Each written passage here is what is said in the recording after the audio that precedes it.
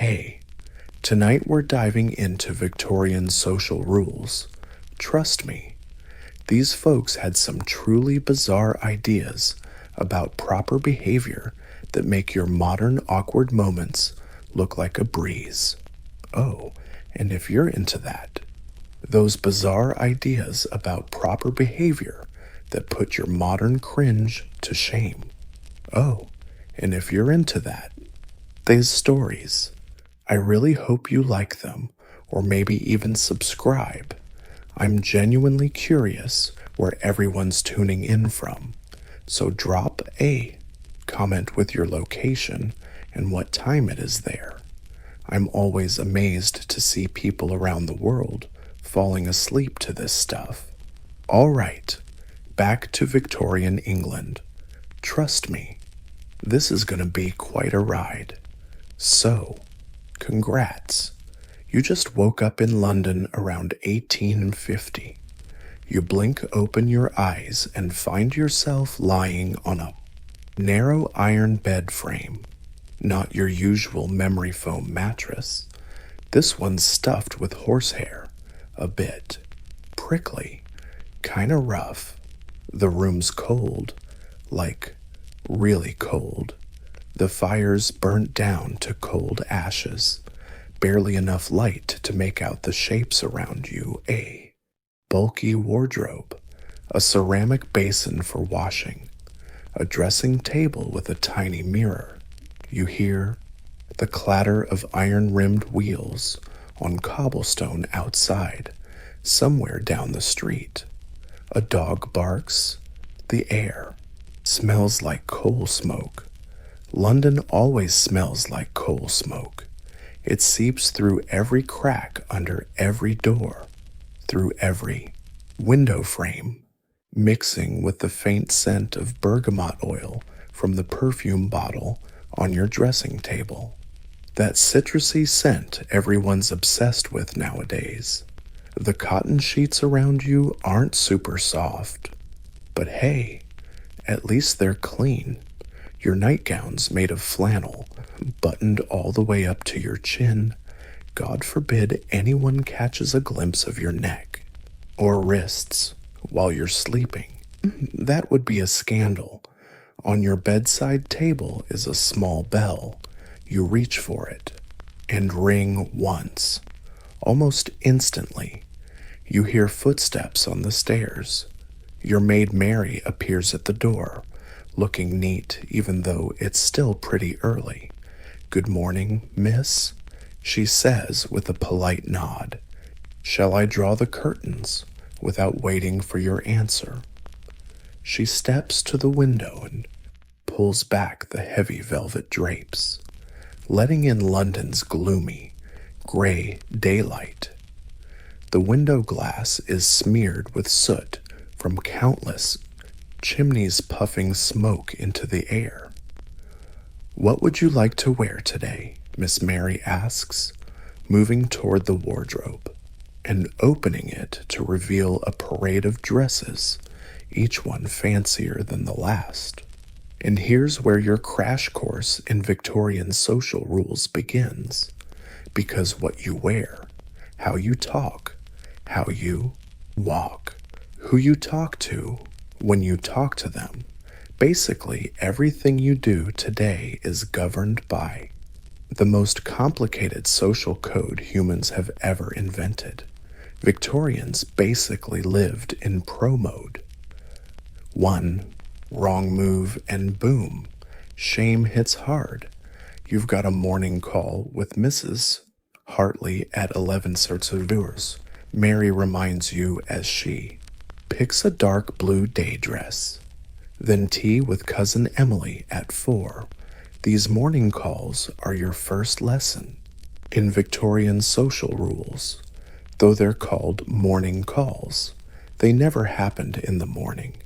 Morning was from 3 to 5 in the afternoon. Yeah, weird. Right. But if you called it afternoon, people would think you'd lost your mind. Morning calls lasted exactly 15 minutes.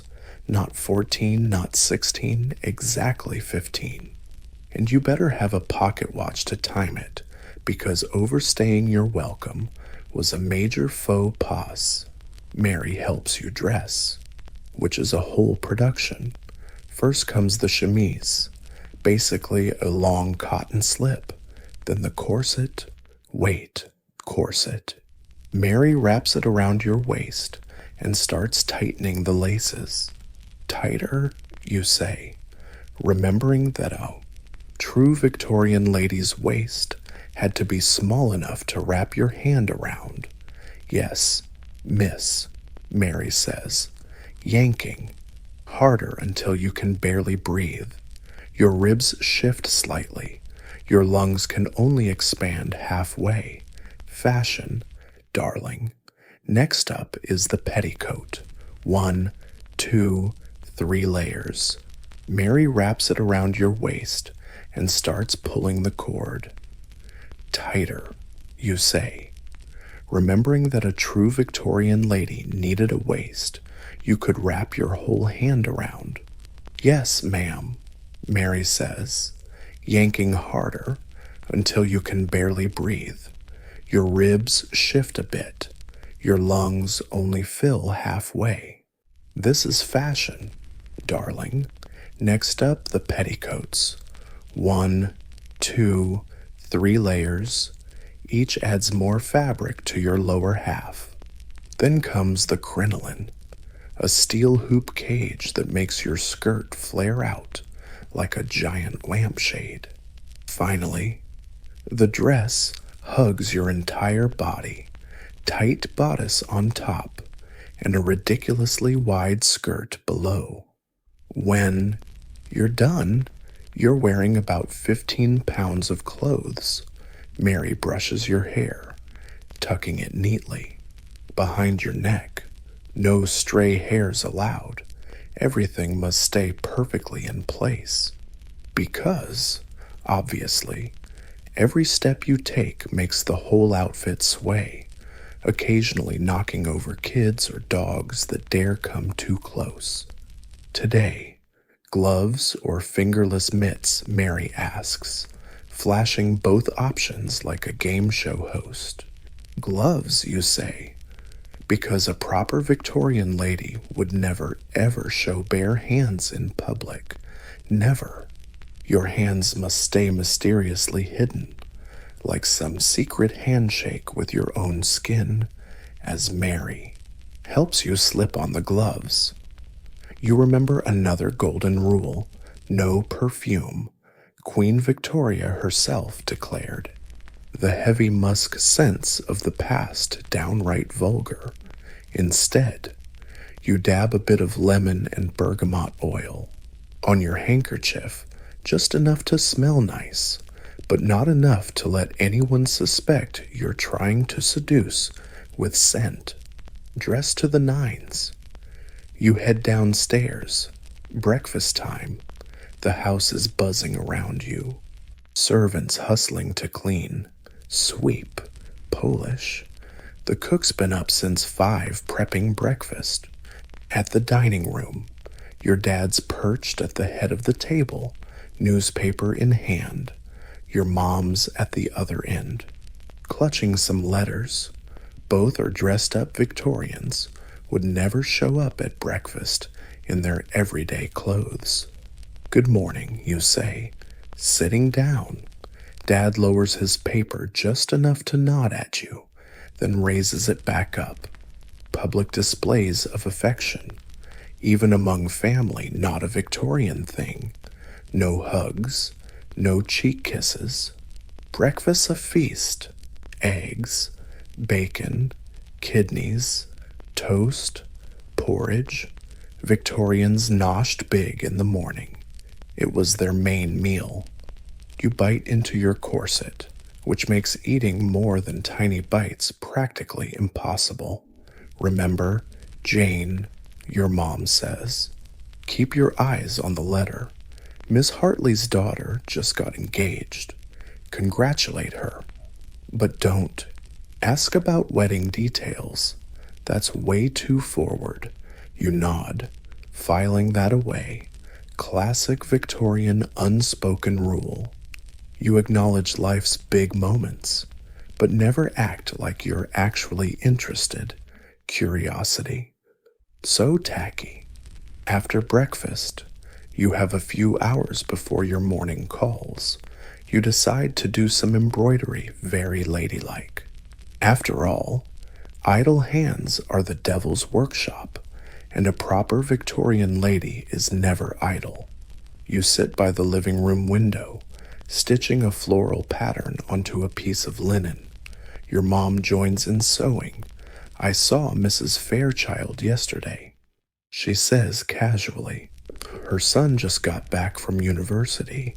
You keep your eyes glued to your stitching, though your heart races a bit. Thomas Fairchild, last season. You danced with him at a ball before he went off to Oxford. He had kind eyes and didn't step on your toes, which already made him stand out from most young men you danced with. Quite charming, you say, sounding as casual as possible. She mentions he asked after you later. Your mom watches your reaction like a hawk. Your cheeks flush, but you keep a cool expression. Did he really? He was very polite. Your mom smiles softly, pleased with your controlled response. Showing too much interest in a young man is a big no-no. Victorian flirting means pretending you're not flirting at all.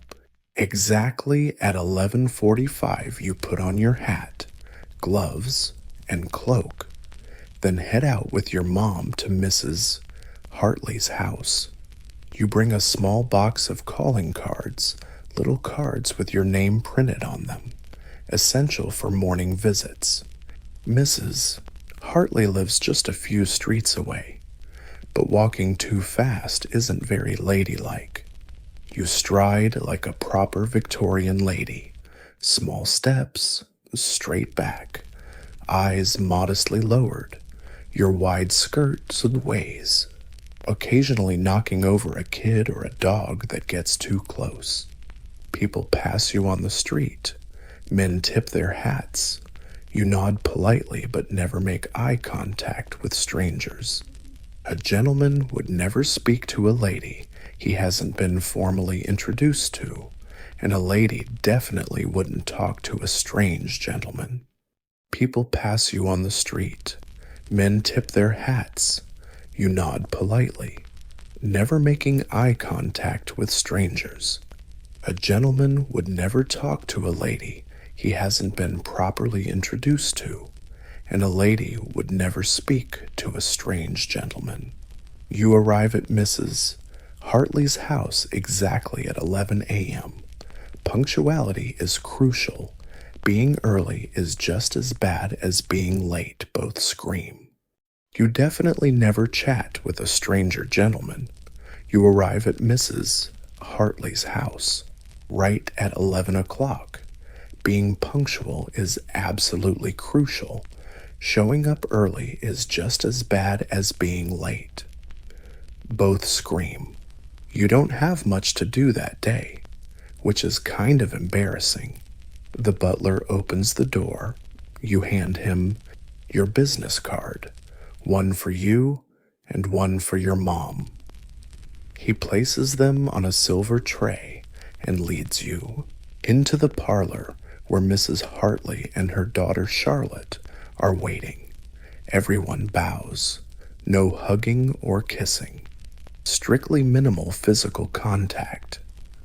How kind of you to visit, Mrs. Hartley says, motioning for you to sit down. You settle onto a small sofa, carefully adjusting your posture, mindful of your ridiculously poofy dress. Sitting gracefully in a crinoline is an art form. You have to perch right on the edge to fit inside that steel cage around your lower half.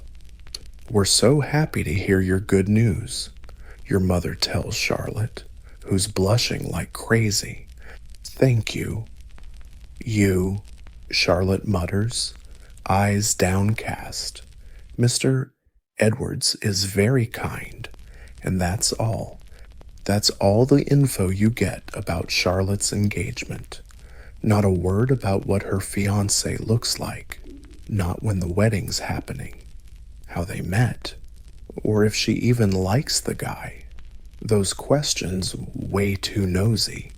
Victorians just don't do nosy. The chat shifts to safe topics. Weather cloudy but no rain. Recent church sermons. Uplifting but mercifully brief. And a music recital you all attended. Success without bragging. Everything described in the mildest terms possible. Strong opinions. Reserved for the lower classes. Exactly 15 minutes later. Your mother nods almost imperceptibly. That's your cue. Both of you stand. Lovely seeing you, Mrs. Hartley says. Standing too. More curtsies. More polite chit-chat. Then you're back on the street. Morning visit accomplished without incident. Charlotte seems fine, doesn't she? Your mother remarks as you stroll home. Quite fine. You agree. In Victorian talk, fine is the highest compliment anyone can pay.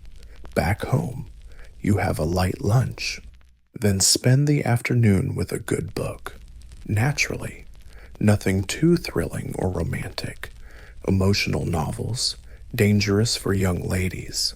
At 4 p.m., you have tea with your cousin Emily, who drops by. Same ceremony as the morning call, but a bit less stiff since Emily's family.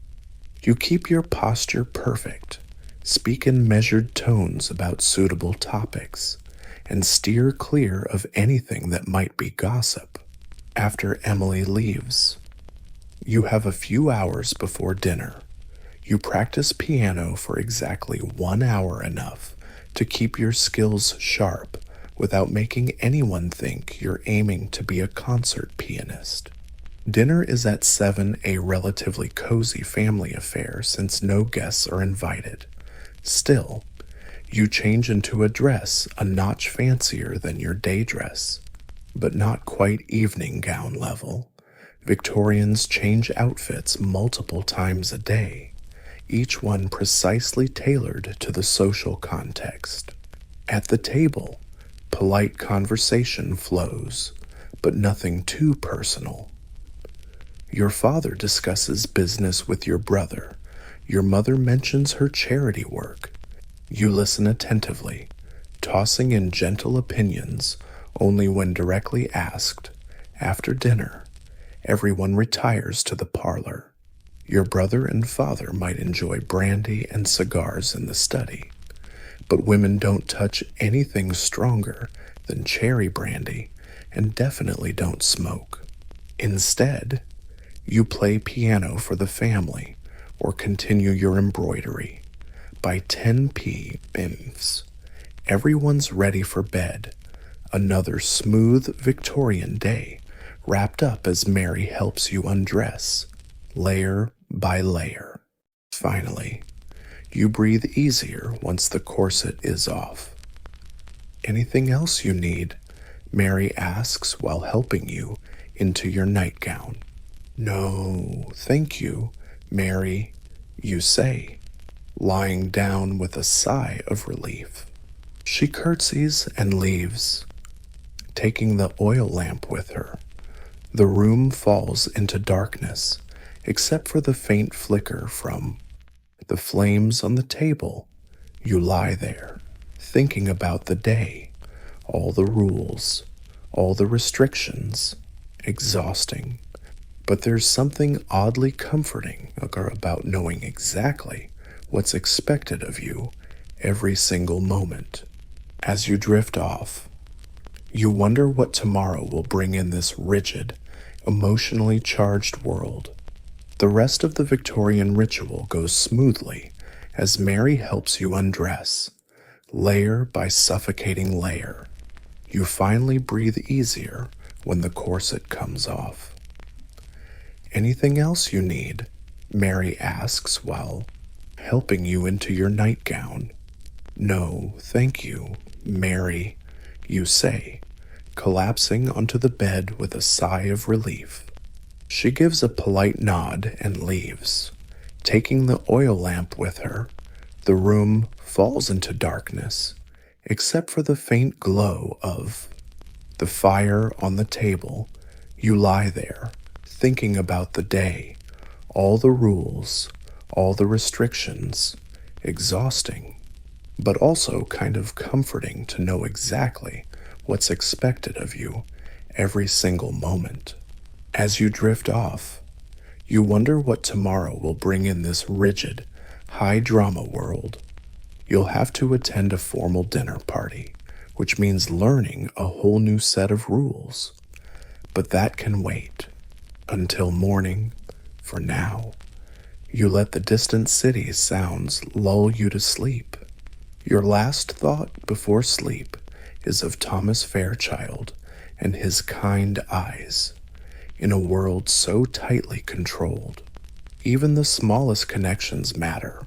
You wonder if you'll see him again soon, and gas lamps cast a soft, ghostly glow over the cobblestone streets.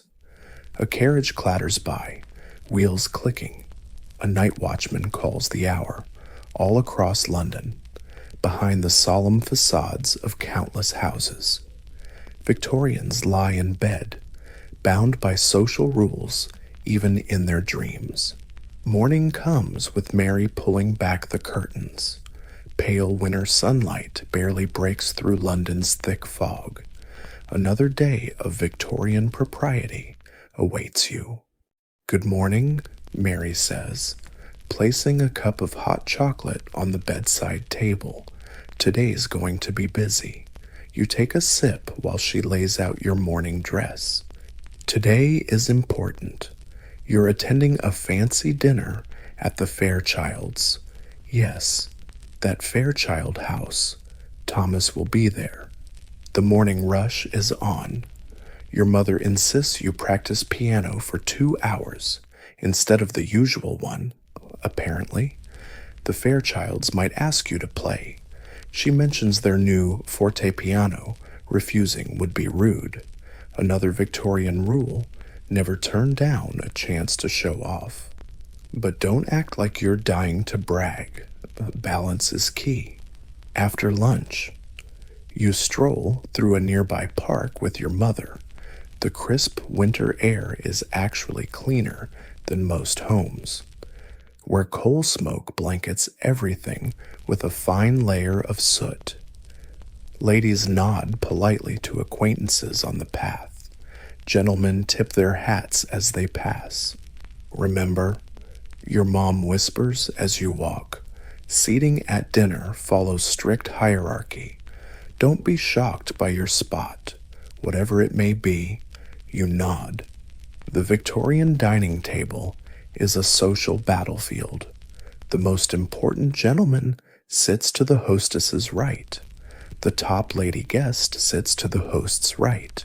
Everyone else is ranked in descending order of importance, sitting near the end. That's a clear message about your status. Back home, the serious prep for tonight begins. A formal dinner means looking sharp. Mary draws a bath for you, adding a few drops of rose oil to the water. The bathroom's chilly despite a small fire crackling in the hearth. You bathe quickly, shivering as you step onto the cold floor. Then comes the makeup routine. Tonight calls for a full evening gown. Your corset is tighter than usual. Your crinoline flares wider. Your dress is pale blue silk with delicate lace trim. The neckline dips lower than everyday wear, showing off your collarbones and a hint of shoulder. The most skin an unmarried lady of good standing can dare to reveal.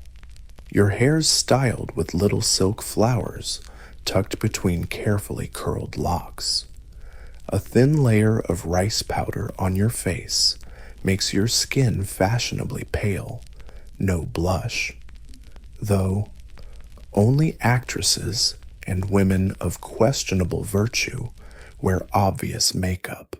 Mary says, "You look beautiful," then steps back to admire her handiwork.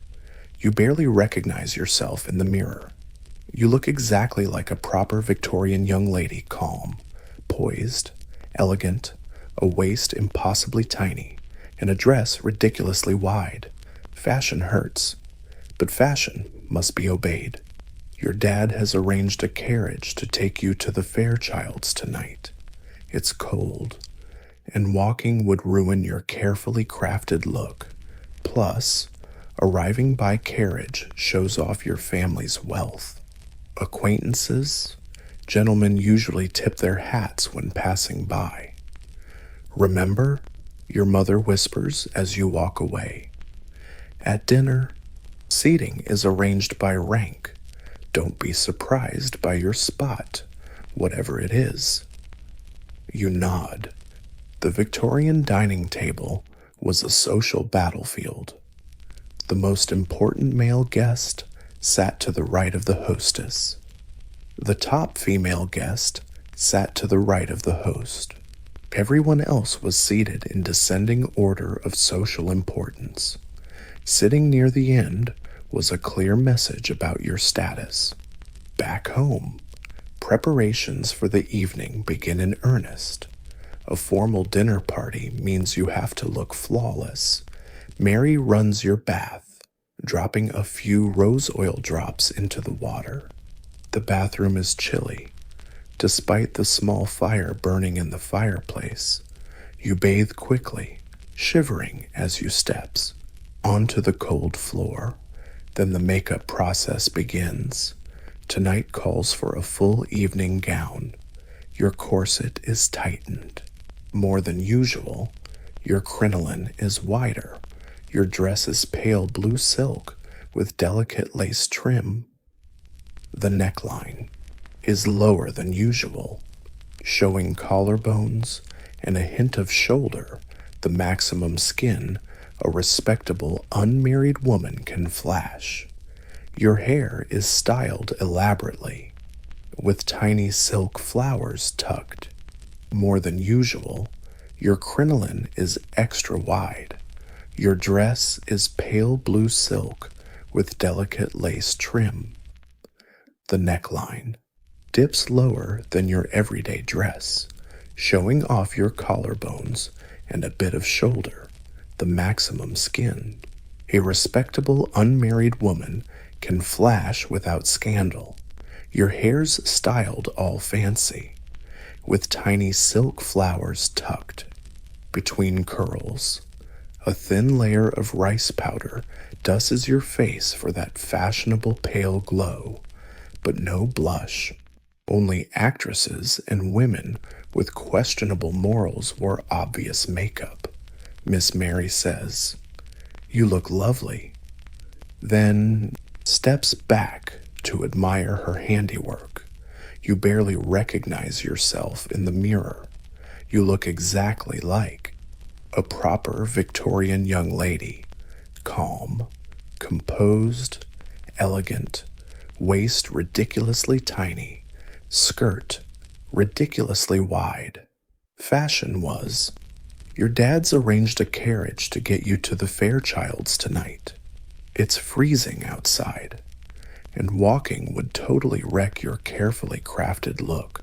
Plus, arriving by carriage screams were rich, which is obviously important.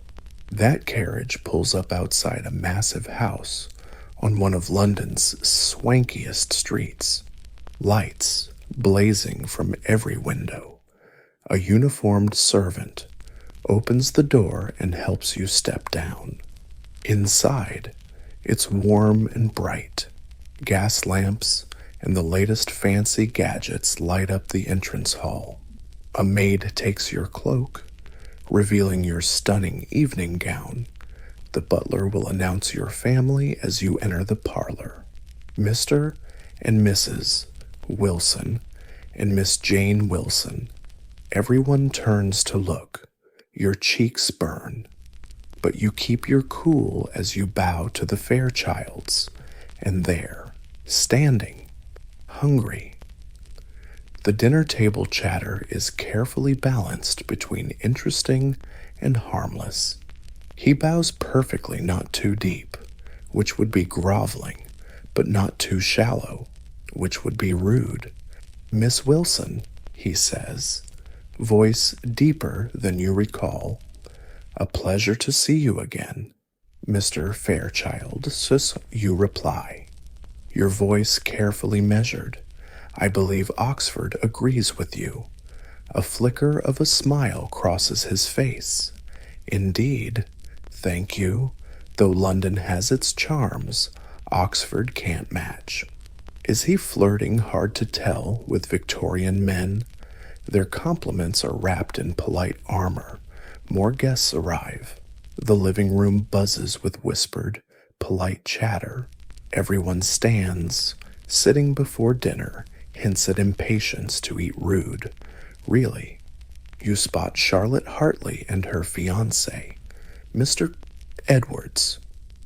Across the room, they stand, a respectable distance apart. No touching, no sneaky glances. To a casual eye, they might not even be dating. Once all guests have arrived, the butler announces dinner is served. Time to enter the dining room. The host, Mr. Fairchild, offers his hand to the highest-ranking lady guest. The highest-ranking gentleman offers his hand to the hostess. Everyone else pairs off by rank. Forming a procession into the dining room, you find yourself paired with a middle-aged gentleman you've never met. Thomas, you notice, is escorting a lady with an elaborate turban. The dining room sparkles with crystal, silver, and candlelight. The table gleams with polished silver and fine china. Each place setting boasts a terrifying array of utensils, fish forks, soup spoons, dessert spoons, multiple knives, and on and on. Using the wrong tool would be a social disaster. You sit mid-table, not at the end, which is encouraging, but not too close to the head. Thomas sits across from you, a few seats away, at a Victorian dinner. You mostly chat with the gentleman on your left and right, never the one opposite. The gentleman to your right turns to you. I believe you know my nephew, Miss Wilson, Charles Pembroke. I recall you danced at Lady Hamilton's ball last season. You rack your brain. Yep, you did dance with the Mr. Pembroke. He stepped on your foot 3 times and only talked about his horse. Yes, that's right. You say cheerfully, Mr. Pembroke was a talented dancer, a harmless little fib to keep the social harmony. Dinner includes multiple courses, soup, fish, meat, game, dessert, each with its own serving ritual and matching utensils. You nibble carefully, chew softly. Never let anyone see a lady enjoying her food, even if starving. The conversation around the table is carefully balanced between interesting and harmless, politics, religion, money, and anything personal are off limits. Instead, everyone talks about recent theater shows, exhibitions at the Royal Academy, the weather, and approved travel spots like Italy or France. You notice Thomas watching you from across the table when your eyes meet. He quickly looks away. In this world of rigid social rules, even eye contact can mean a lot. After dessert comes the most gendered ritual of the Victorian dinner party. Mrs. Fairchild catches the eye of The highest-ranking lady guest stands up. This signals all the ladies to leave the dining room. Leaving the gentlemen with their port wine and cigars, you follow the ladies back to the living room. This gender divide serves many purposes in Victorian society. It lets men discuss men's business, like politics and commerce. It gives women an excuse to use the chamber pot when needed. Very important. Considering those huge skirts made bathroom breaks a mission. Politics, religion, money, and anything private are strictly off limits. Instead, the talk is about recent theater shows, Royal Academy exhibits, the weather, and approved travel spots like Italy or France. You notice Thomas watching you from across the table. When your eyes meet, he quickly looks away. In this world of rigid social rules, even eye contact can be loaded.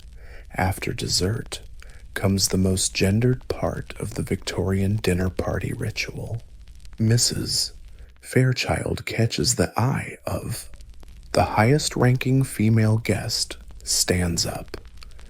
This is the signal for all the ladies to leave the dining room, leaving the gentlemen with their port wine and cigars. You follow the ladies back to the parlor. This gender segregation serves multiple purposes in Victorian society. It lets men discuss guy stuff like business and politics. It also gives women a chance to use the chamber pot if needed. Crucial, since those massive skirts make bathroom breaks a production. Plus, it keeps up the charming illusion that women are too delicate for cigars and hard liquor in the parlor. The ladies sit in chatty little groups. Mrs. Fairchild makes sure Charlotte and her future mother-in-law sit next to each other, a subtle thumbs up for the upcoming marriage. Miss Wilson, would you play something for us, Mrs. Fairchild asks, pointing to the piano in the corner. Ah, yes, the dreaded request. You can't say no, but don't look too eager either. If you wish, Mrs. Fairchild, you say modestly, although you're pretty sure there are better musicians here. Nonsense, Mrs.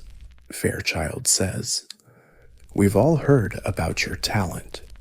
You approach the piano, adjusting your ridiculously wide dress as best you can on the tiny bench.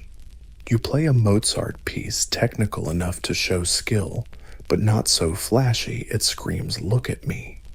You keep your posture perfect, face calm with a faint smile, no grimacing or swaying to the music.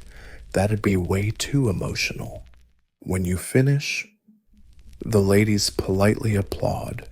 You nod humbly, then return to your seat. Your hand trembles slightly, but no one notices. A proper Victorian lady never shows nerves. About half an hour after the ladies left the dining room, the gentlemen arrive. The smell of cigars clings to their clothes. A few sport rosy cheeks from the red wine. Older men settle into chairs while the younger ones mingle with the ladies. Thomas approaches you, stopping to greet a few other guests first, careful not to seem too eager. I really enjoyed your performance, Miss Wilson, he says when he finally reaches you. Mozart, right? Yes. You reply, his C major sonata. You played with feeling, he says, then quickly adds, but of course, appropriately restrained. You smile softly, acknowledged with a humble nod, then returned to her seat. Your hand trembles a little, but no one notices.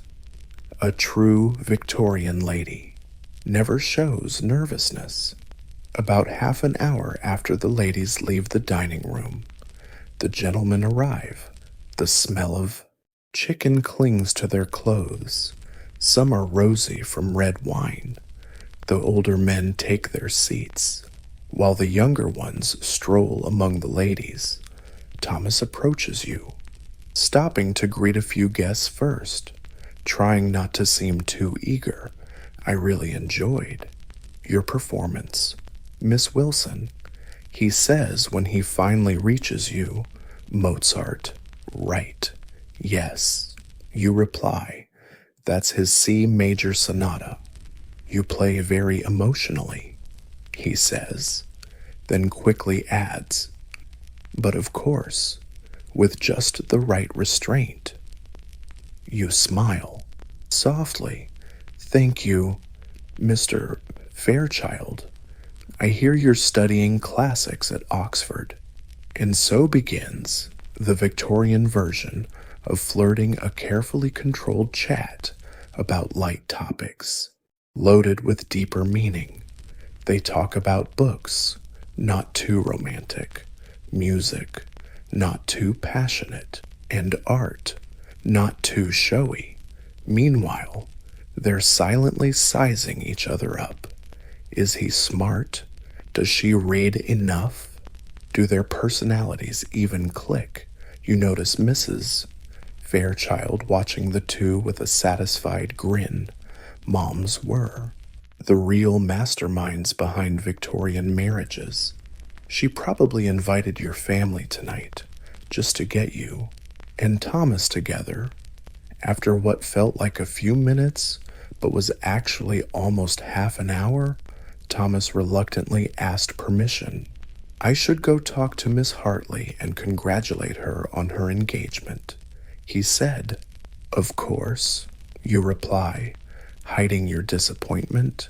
It's been a pleasure chatting with you. Mr. Fairchild, says he, nods slightly.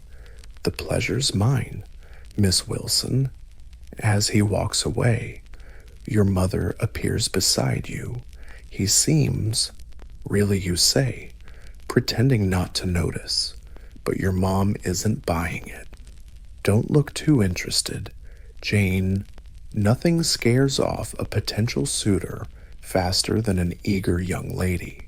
The evening continues with music, a few card games, and guests moving around the room like social ninjas.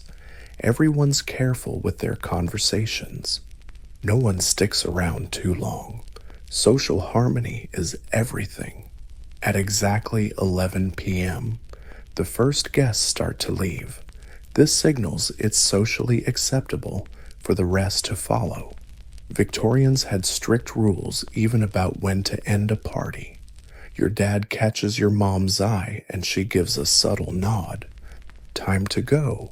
You say your polite goodbyes, thanking the hosts properly for their hospitality. Thomas stands nearby and bows to you one last time. Until next time, Miss Wilson, he says softly. Good night. Mr. Fairchild, you reply, your voice hiding whatever you're really feeling. Your carriage is waiting outside. Sitting down, you finally let out a sigh of relief. The evening went well. Nothing unexpected happened. No social faux pas, and Thomas actually seemed to care. A successful night. Your dad declares as the carriage pulls away. That's high praise coming from him. Actually, your mom agrees too. Mrs. Fairchild mentions they'll put on a little musical next week. We're about to get an invite. Your heart skips a beat. Another chance to see Thomas. Back home, Mary helps you out of your dress and carefully hangs your gown and stores your jewelry. Your perfectly styled hair falls down your back as she removes the pins.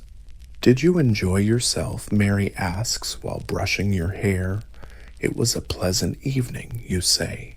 staying composed even with a maid by your side, servants watch and gossip. Any excitement about Thomas could easily spread through the servant network to his family. When Mary leaves, you sit at your dressing table a moment, staring calmly at your reflection, your mind spinning. Did Thomas really come for you? Did his mother's watchful eyes mean will he call you? Or do you have to wait for the next music evening Victorian dating was like? Playing blindfolded chess, every move mattered. But sometimes you didn't even know what you were doing, and the stakes were sky high. Your entire future happiness depended on finding the right person. You walk to the window, gently pull back the curtain to peer at London's foggy night sky. Gas lamps cast halos in the mist. A fancy, handsome cab clatters over the cobblestones. Somewhere out there, Thomas Fairchild is probably thinking about you too, but in this world of strict rules and hidden feelings, who really knows? You'll have to wait and see what the next social encounter brings and which new rules you'll have to follow. Your next meeting with Thomas Fairchild comes sooner than expected, the very next day. In fact, you're reading in the front parlor, casually flipping through a book that's starting to get interesting when Mary appears at the door. Mr. Thomas, in the front parlor, lazily flipping through pages that are starting to get interesting when Mary appears at the door. Mr. Thomas, Fairchild is here, Miss. She announces, he's asking if you and your mother are receiving guests. Your heart races, but your face keeps perfect calm. Please tell him we are, Mary, and tell my mother. A proper Victorian young lady never stays alone with a charming gentleman. Your mother must be present at all times. Even stepping out of the room for a single minute is shameful. Mary bows and disappears. You have about 30 seconds to prepare. You check your hair in the small mirror above the fireplace. Straighten up. The door swings open, and Thomas looks even more handsome in daylight. His morning formal suit fits like a glove. Dark coat, tight tie, polished boots. He's wearing a top hat and gloves. A gentleman always takes off his hat indoors, but keeps the gloves on until he sits down. Miss Wilson, he says, bowing. I hope you're well today. Quite well, thank you. Mr. Fairchild. You reply, setting the book aside and gesturing to the chair. Please, have a seat. My mother will be joining us shortly. Thomas sits, finally removing his gloves and tucking them into his hat. Classic Victorian comfort. You mention you enjoyed last night at your parents' house, keeping your tone polite but not overly enthusiastic, he says. So did I. My mother was particularly impressed by your musical performance. Before you can respond, your mother enters. Thomas stands immediately. A gentleman always stands when a lady enters. Mr. Fairchild. Your mother smiles. What a pleasant surprise. Thomas bows again. Mrs. Wilson. I hope I'm not intruding. Not at all. Your mother reassures him and sits on the sofa beside you. Now, the real dance begins. I'm here to extend an invitation. Thomas says, my mother is hosting a small musical on Tuesday next week. She hopes Miss Wilson and friends can attend. Ah, so that's why he's here, not just to see you. but as his mother's envoy, though he could have sent a servant with a written invite, his personal visit means something. Your mother says, "How kind. We'd be delighted to accept." "Wonderful," Thomas replies, eyes flicking to you. "My mother would be grateful if Miss Wilson would consider performing. Your Mozart last night had quite the admirers. Now it's crystal clear Mrs. Fairchild wants to introduce you to her circle. You're being sized up as a potential daughter-in-law." "I'd be happy to play," you say modestly, even though you're pretty sure your mother hired better musicians. Thomas shakes his head. "None that I know of. Your talent will be the highlight of the evening." Did he just compliment you directly in Victorian times? That's borderline scandalous. His mother steps in gently. "My daughter has been practicing hard, Mr. Fairchild. We're grateful for the chance to share her hard work." The conversation continues with that typical formal back and forth, probably about mutual acquaintances or upcoming social events. Thomas carefully directs most of his comments to your mother, only occasionally glancing your way. Classic Victorian style. Exactly 15 minutes later, the set time for a morning call. Thomas stands. "I've taken up enough of your time, Mrs. Wilson." "Miss Wilson," he says, "I'll pass along your acceptance to my mother. She'll be delighted." Your mother rings for Mary, who seems to be escorting Thomas out. He bows to both of you, his eyes lingering on you just a bit longer than needed. As the door closes behind him, your mother looks at you with a satisfied grin. "Well," she says, "it seems the Fairchild family has taken notice."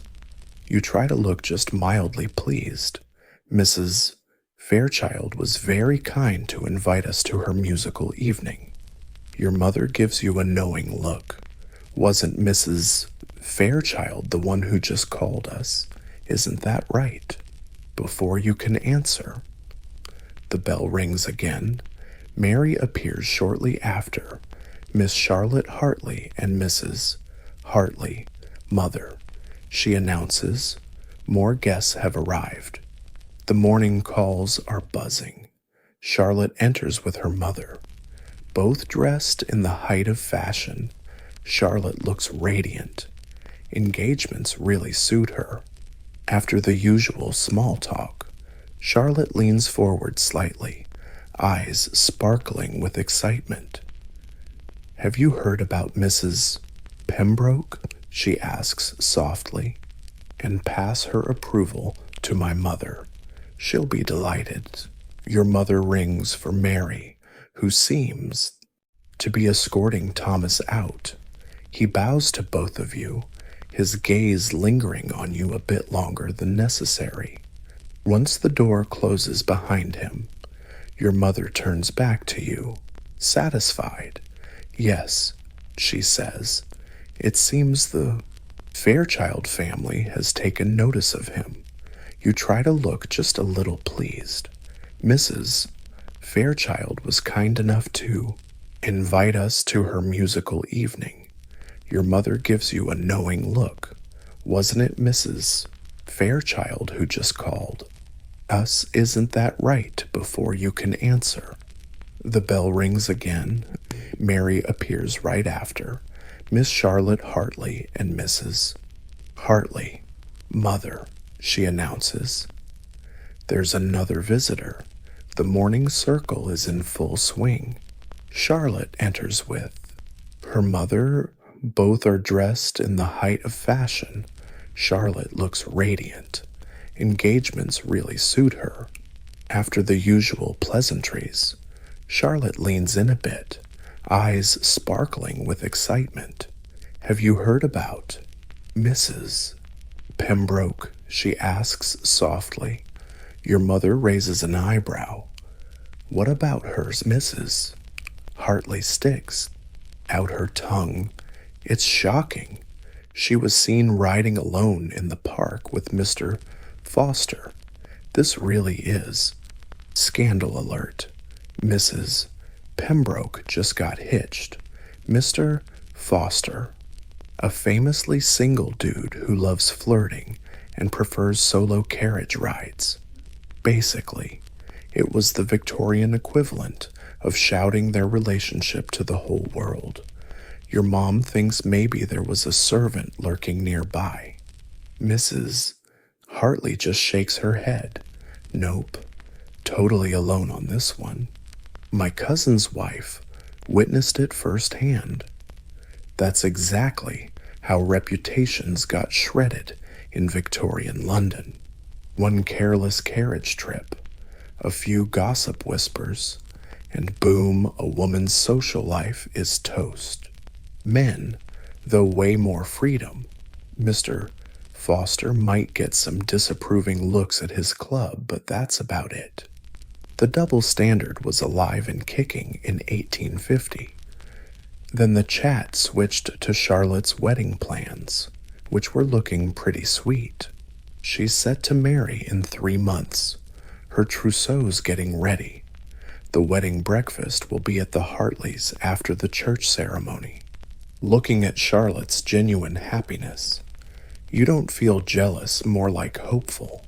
Is that you, about to plan a wedding with Thomas Fairchild? Or are you just reading way too much into a polite phone call? After the Hartley family leaves on vacation, you've got less than an hour before your next gig. Charity committee meeting at the parsonage. Victorian rich ladies were expected to do charity stuff, feeding the poor, nursing the sick, basically flexing their feminine compassion muscles. It was their socially acceptable energy outlet. The meeting's pretty dull but necessary.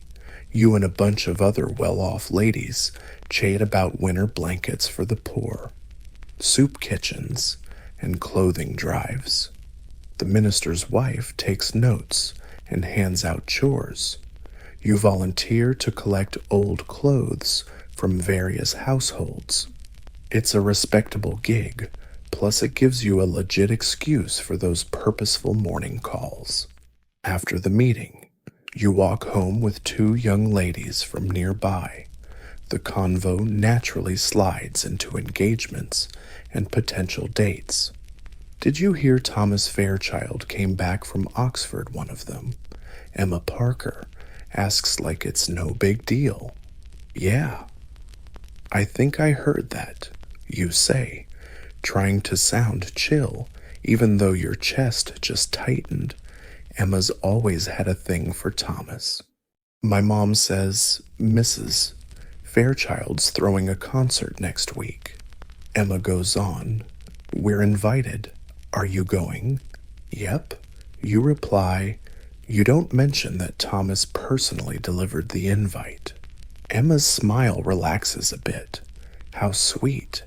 Maybe you'll play for us. You're great at piano. Mrs. Fairchild actually asked him to perform. He admitted. Another friend of Emma's, Sarah, joins in. Thomas has always loved music.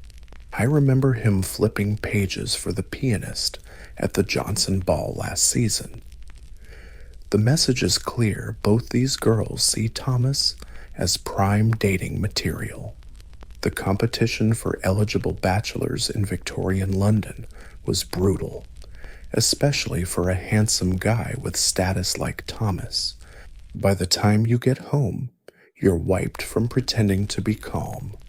Constantly being on guard thanks to Victorian social rules is exhausting. Every word, glance, and gesture had to be perfect. You barely have time to change into your dinner dress and switch up your hairstyle before sitting down with the family. Tonight it's just the 4 of you, your parents, your brother James, and you. James is buzzing. He's been at the club all day, hanging with other young men from fancy families. Victorian gender roles gave him freedoms you could only dream of. He can come and go as he pleases, play sports, talk politics and business, even travel solo. I ran into Thomas Fairchild at the club today. James casually mentions while carving the roast beef, "You're still staring at your plate, nibbling a tiny potato like a proper lady. Don't you agree?" Your dad says good family, obedient kids, solid money and reputation.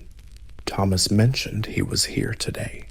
James continues, glancing your way to deliver an invite to a music event his mom's hosting. Fairchild at the club. James casually drops his name while slicing the roast beef. You're still staring at your plate, nibbling on a tiny potato like a proper lady. Do you really do that? Your dad says good family, obedient kids, solid money, solid reputation. Thomas mentioned he'd be here today. James continues, glancing your way to subtly invite you to a music event his mom's hosting. Yep, he was here this morning. Your mom confirms the young man is quite the gentleman. James grins. He asked a bunch of questions about you. Jane, you look up, unable to hide your delight. Did he really? I want to know if you like biking, what books you read, if you're into art exhibitions, all that jazz. This is crucial. Thomas is basically gathering intel on you, trying to figure you out. This is how they checked your dating profile back in the Victorian days. Your mom shoots James a warning look, silently saying, "Don't tease her," but you can tell she's actually pretty pleased. A match with the Fairchild family would be a win.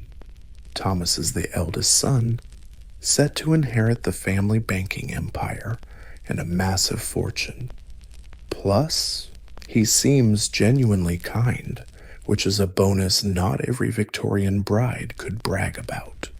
After dinner, you retreat to the parlor while James and your dad enjoy wine and cigars in the study. Another evening of sewing and polite chit-chat with your mom.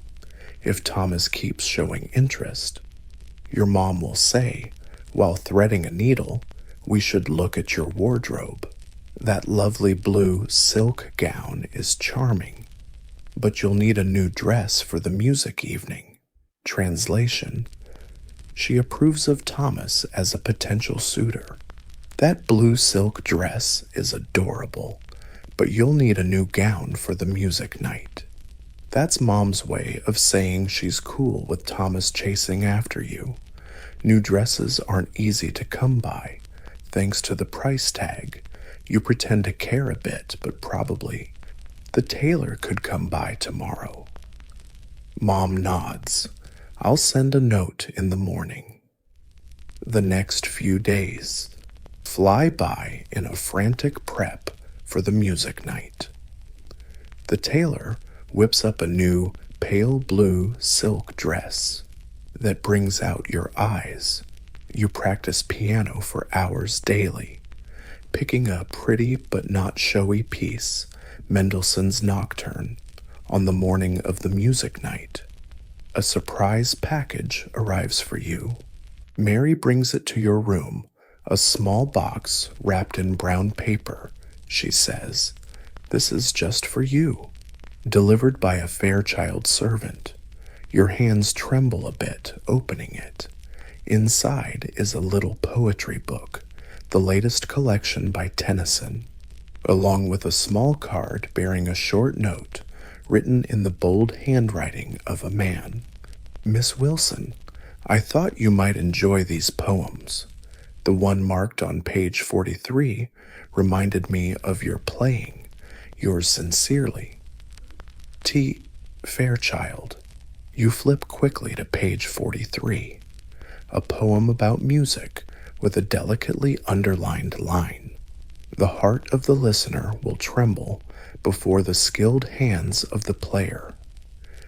Mary looks at you with obvious curiosity. You casually say it's just a poetry book, like gentlemen send you books daily or something, from Mr. Fairchild. Mary says, "He's so kind."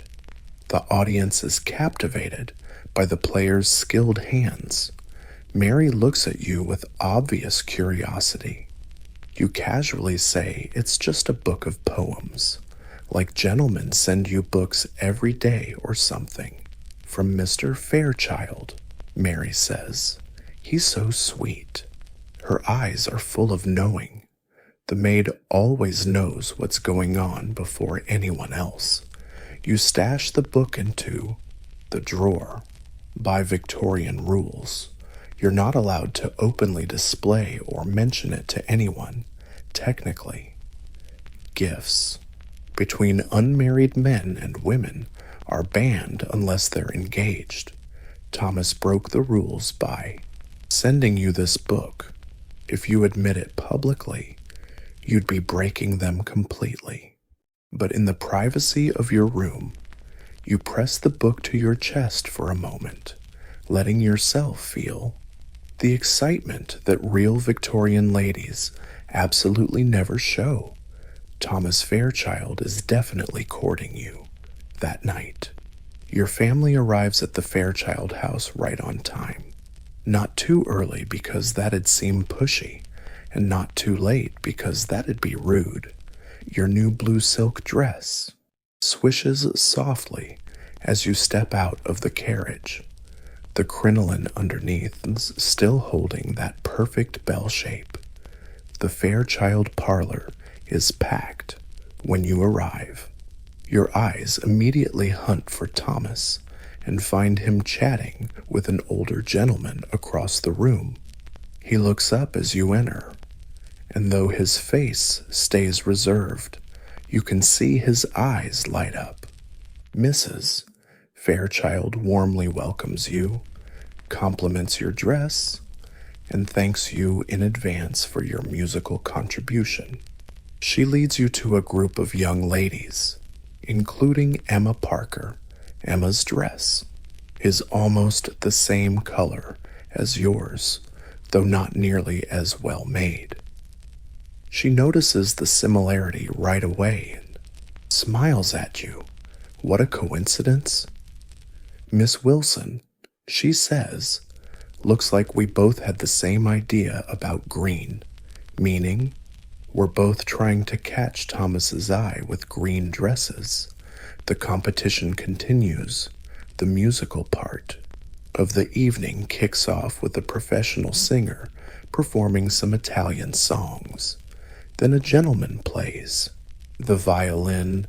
You're scheduled third, which is good, not first. So you're not the least important performer, and not last, which would be way too much pressure. As you approach the piano, Thomas steps forward first. "Miss Wilson, may I turn the page for you?" he asks. This is crucial. Turning the page means he's right. Beside you at the piano, a rare, intimate position for unmarried folks and totally public. Everyone will notice. "Thank you. Mr. Fairchild," you say, calm as a cucumber, even though your heart's racing. That's very helpful. You sit at the piano, adjusting your poofy skirts as best you can. Thomas stands close enough for you to smell his cologne, sandalwood, and some citrusy thing. You place your sheet music on the stand, even though you know the piece by heart and don't really need it. This music gives Thomas a reason to be close to you. Taking a deep breath, you start playing. Mendelssohn's piece is lyrical and romantic without being over the top, perfect for a Victorian-era recital. You're fully aware Thomas is right there, turning pages exactly when needed. When his hand accidentally brushes yours, you feel an electric jolt, but your playing never wavers. When you finish, the applause is thunderous.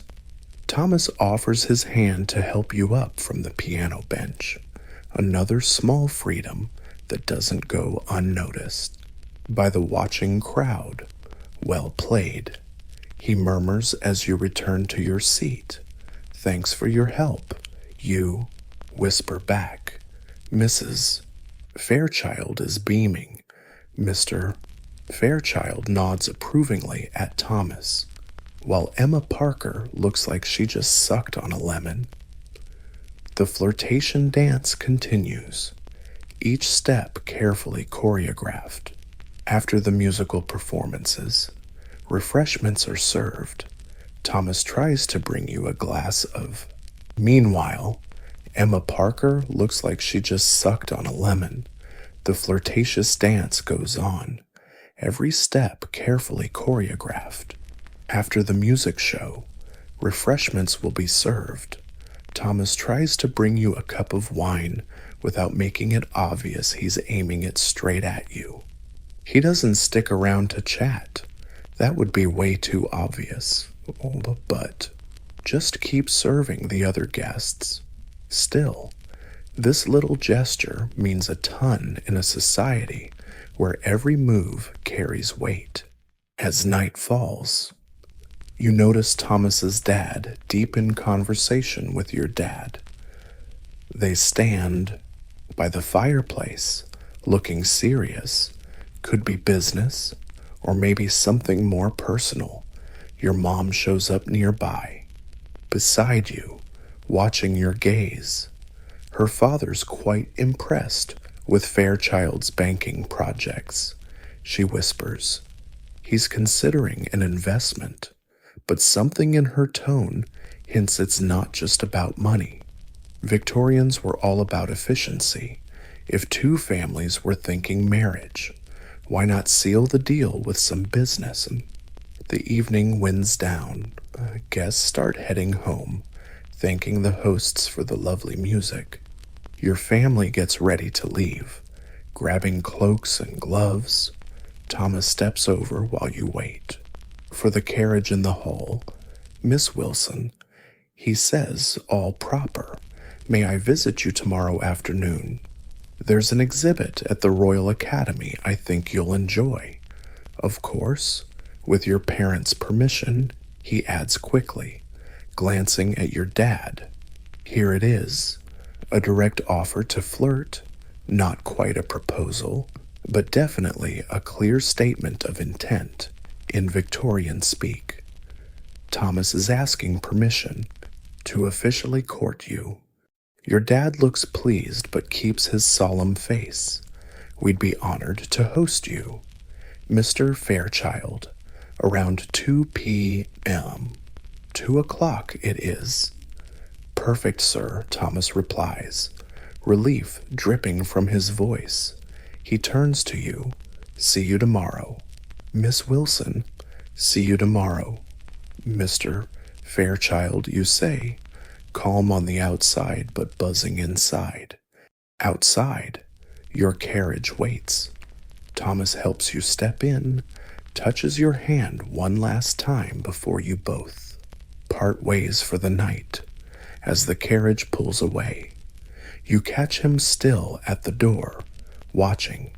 You leave under the dim gaslight. His face looks softer, more hopeful than Victorian manners usually allowed. Your mom squeezes your hand in the carriage's shadows. No words needed. The courting has officially begun. Tomorrow, Thomas will call, and you'll go to the exhibit with your mom as chaperone.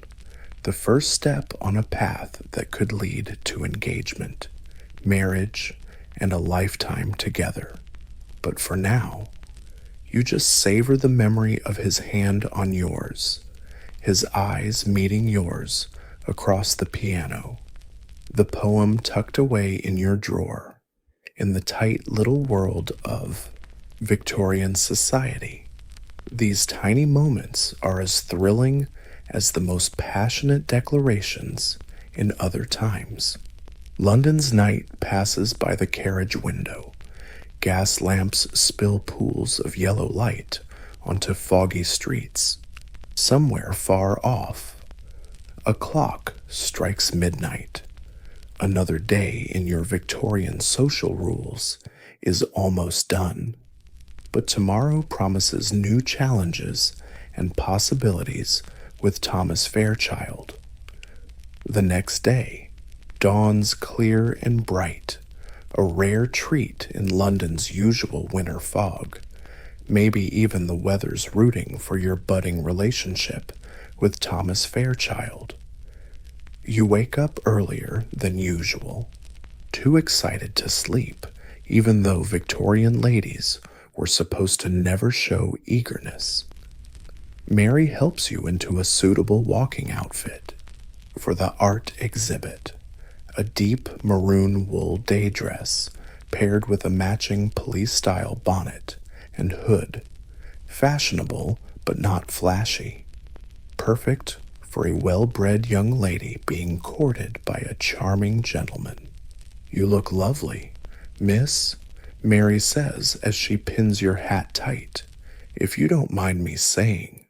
"Thank you, Mary," you reply, admiring your reflection. The maroon adds a warm glow to your skin. You hope Thomas approves. Downstairs, you see your mom already in the parlor, dressed properly as chaperone. A proper Victorian date means constant supervision. You and Thomas will never be alone until marriage, if that's even how this courtship goes. Fashionable, but not flashy. Perfect for a well-bred young lady being courted by a dashing gentleman. "You look lovely, miss," Mary says, pinning your hat down with some pins. "If you don't mind." "Thank you, Mary," you reply, admiring your reflection. The deep red gives your skin a warm, gentle glow. You hope Thomas will approve. Downstairs, you see your mom in the parlor, dressed properly like a chaperone. A proper Victorian date demands constant supervision. You and Thomas will never be alone until after marriage, if that's even the plan for this courtship. Remember, your mom says as you wait for Thomas, "Enthusiasm is not fitting for a young lady. Mr. Fairchild should feel worthy of your attention, not the other way around." You nod, though inside you think Victorian dating rules are exhausting. Too much hiding real feelings, too much pretending not to care when you actually do, but you gotta follow the rules if you want to keep your reputation and snag a good match. When you actually care, but you gotta follow the rules if you want to keep your rep and snag a decent partner. Right at 2 o'clock, the doorbell rings, and Thomas shows up exactly on time. Another point for him. The butler leads him inside the parlor, where he bows to both you and your mom. "Mrs. Wilson, Miss Wilson," he says, "I trust you're both well today." "Quite well, thank you, Mr. Fairchild," your mother replies. "It's a lovely day for an exhibition." Thomas agrees. The carriage is ready whenever you are. He brought his family carriage. Beautiful ride with the Fairchild crest on the door, flashing the family's wealth and his serious intentions towards you. In Victorian society, every detail sends a message. The three of you climb into the carriage. You and your mother share one seat. Thomas sits opposite you on the other bench. As the carriage pulls away, you catch Thomas watching you, admiration clear in his eyes despite his calm face. "That color suits you well." "Miss Wilson," he says, then quickly adds, "Being Mrs. Wilson's daughter, you clearly inherited her exquisite taste." That compliment is partly for your mom to avoid coming on too strong. Thomas knows the game. "You're very kind, Mr. Fairchild," you reply, eyes modestly cast down. The carriage rolls through London's bustling streets toward the Royal Academy. Thomas points out interesting spots along the way, mostly chatting with your mom and sneaking glances at you now and then. Everything's perfect at the exhibition. Thomas will pay your entry fee, another subtle statement of intent. You wander through galleries admiring landscapes, portraits, and historical scenes. The exhibition is packed with socialites, many you know from other events. "Miss Wilson, Mrs. Wilson," a familiar voice calls. You turn to see Emma Parker approaching with her mother. Of course, Emma wouldn't miss the chance to join in your time with it. "Thomas, Miss Parker," Thomas says, bowing politely. "Mrs. Parker, what a pleasant surprise." Emma sits beside Thomas and comments on a nearby painting. "Mr. Fairchild, don't you think the artist captured the light beautifully? It reminds me of the view from my aunt's estate in the Lake District. You should visit sometime. The scenery there is breathtaking." Bold move, basically inviting Thomas to meet her family. You keep a calm face, though inside you're shaking your head at her bluntness. Thomas handles it with perfect Victorian diplomacy. "I'm sure the Lake District is lovely. Miss Parker, however, I'm currently focused on my London business. Miss Wilson and I were just discussing this portrait. The technique is quite remarkable. He smoothly leads you and your mother away from Emma to another gallery room, leaving Emma looking a bit flustered.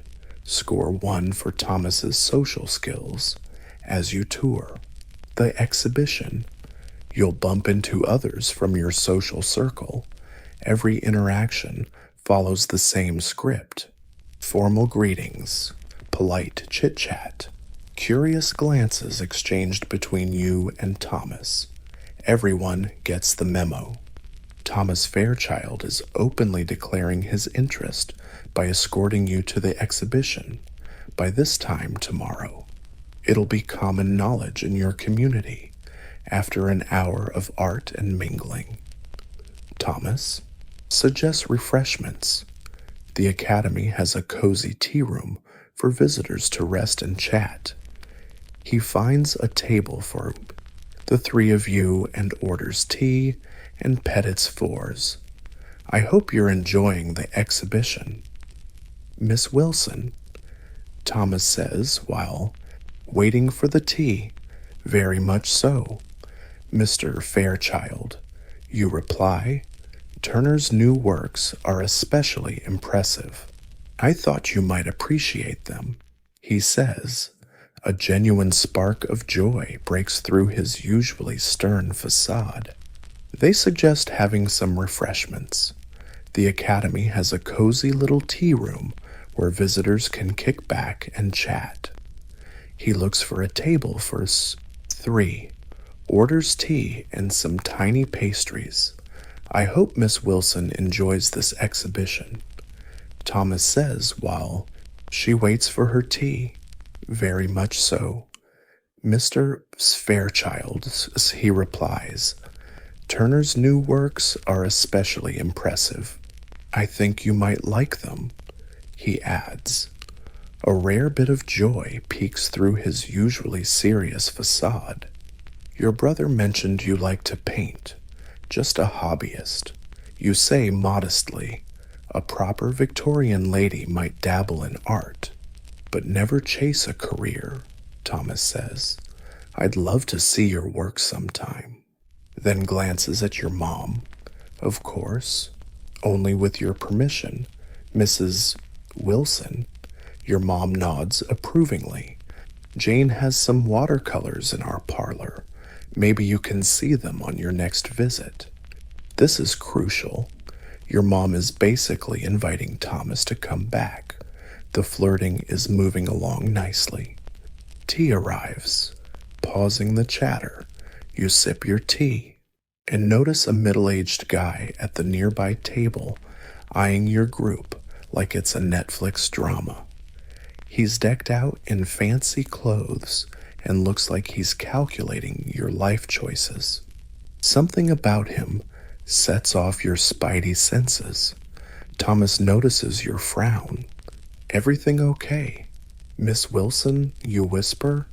That guy seems to be staring us down pretty hard.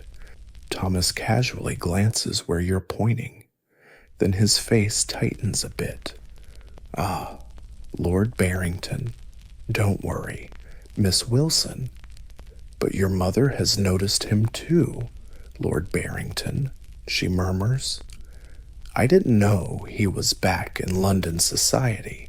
Something in her tone piques your curiosity.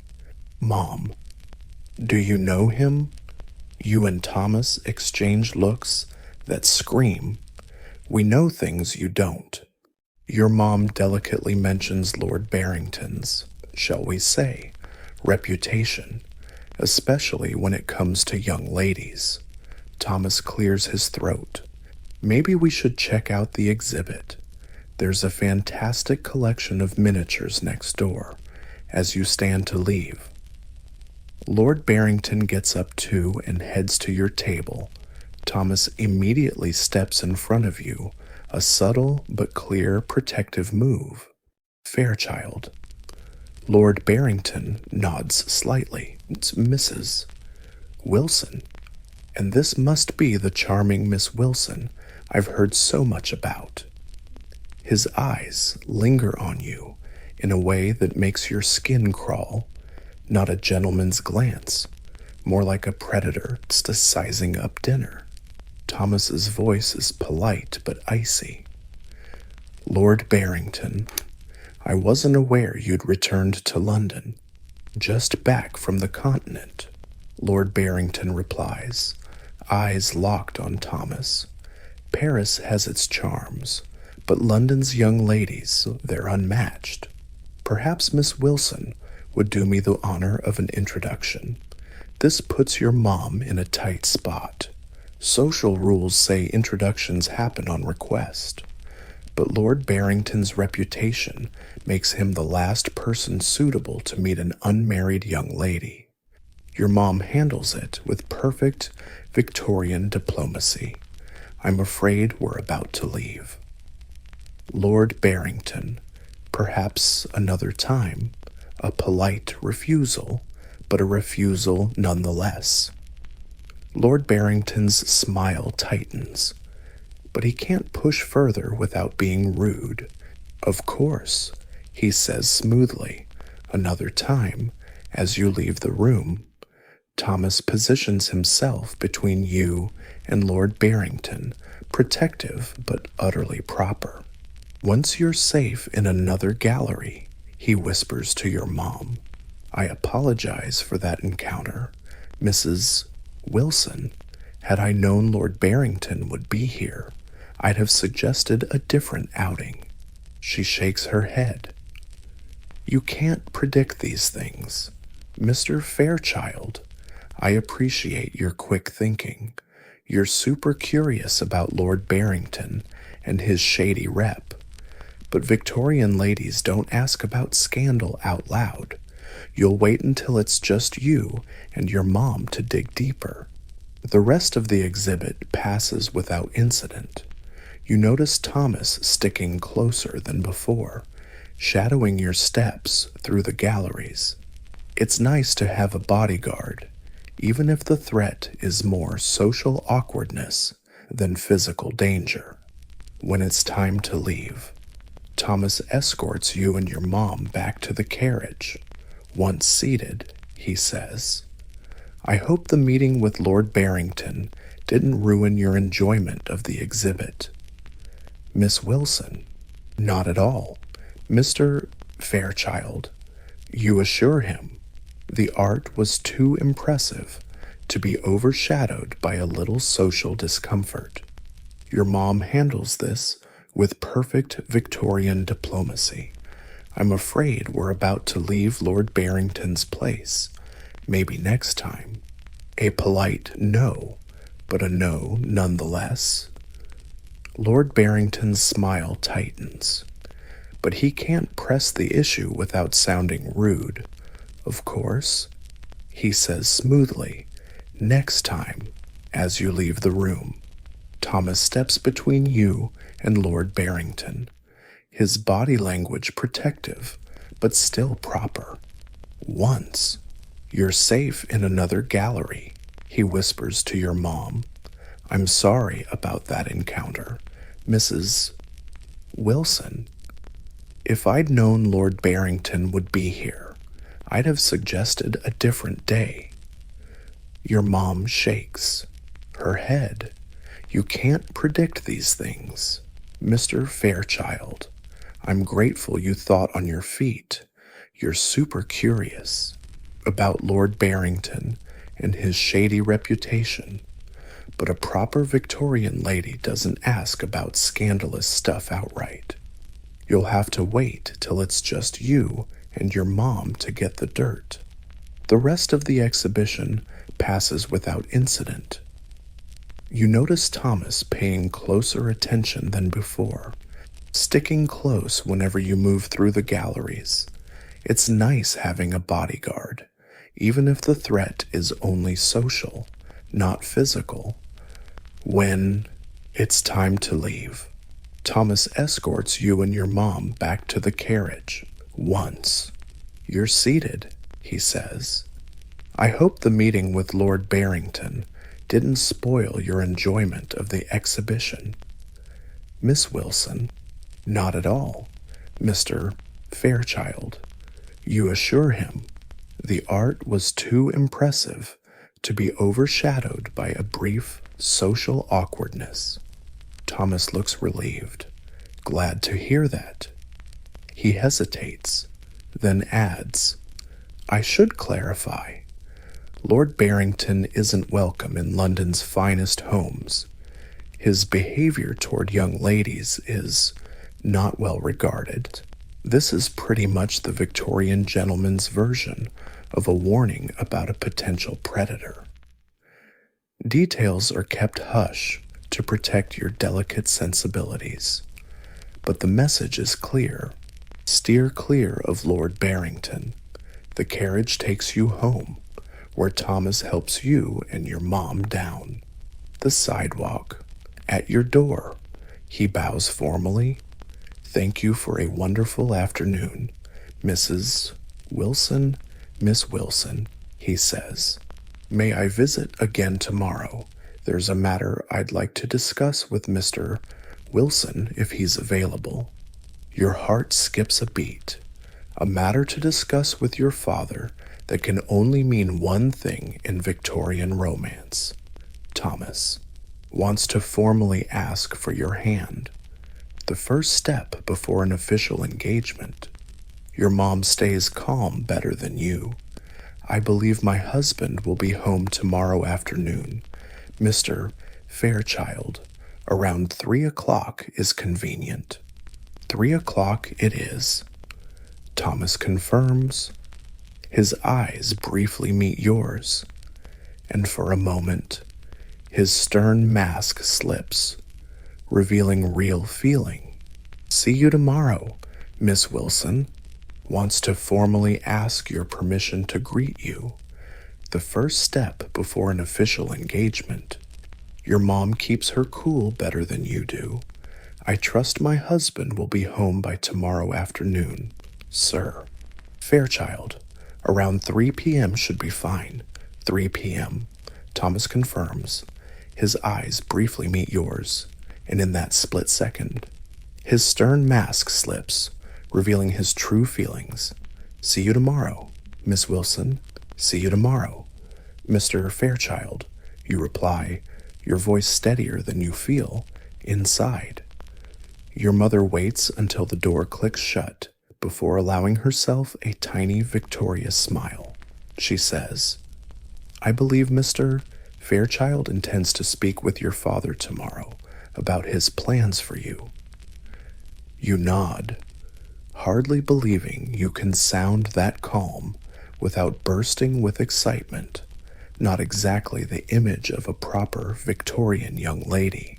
His stern mask slips, revealing his true feelings. "See you tomorrow, Miss Wilson. See you tomorrow, Mr. Fairchild," you reply, your voice steadier than you feel inside. Your mother waits until the door clicks shut before allowing herself a tiny victorious smile. She says, "I believe Mr. Fairchild intends to speak with your father tomorrow about his plans for you." You nod, hardly believing you can sound that calm without bursting with excitement, not exactly the image of a proper Victorian young lady. "See you tomorrow, Mr. Fairchild," you reply, your voice steadier than you feel inside. Your mother waits until the door clicks shut before allowing herself a tiny victorious smile. She says, "I believe Mr. Fairchild intends to speak with your father tomorrow about his plans for you." You nod, hardly believing you can sound that calm without bursting with excitement, not exactly the image of a proper Victorian young lady. You nod, hardly believing you can sound that calm without bursting with excitement, not exactly the image of a proper Victorian young lady.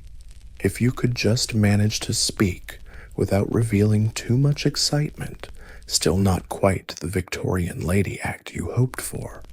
A trousseau, that collection of clothes, linens, and personal stuff the bride brings to the wedding.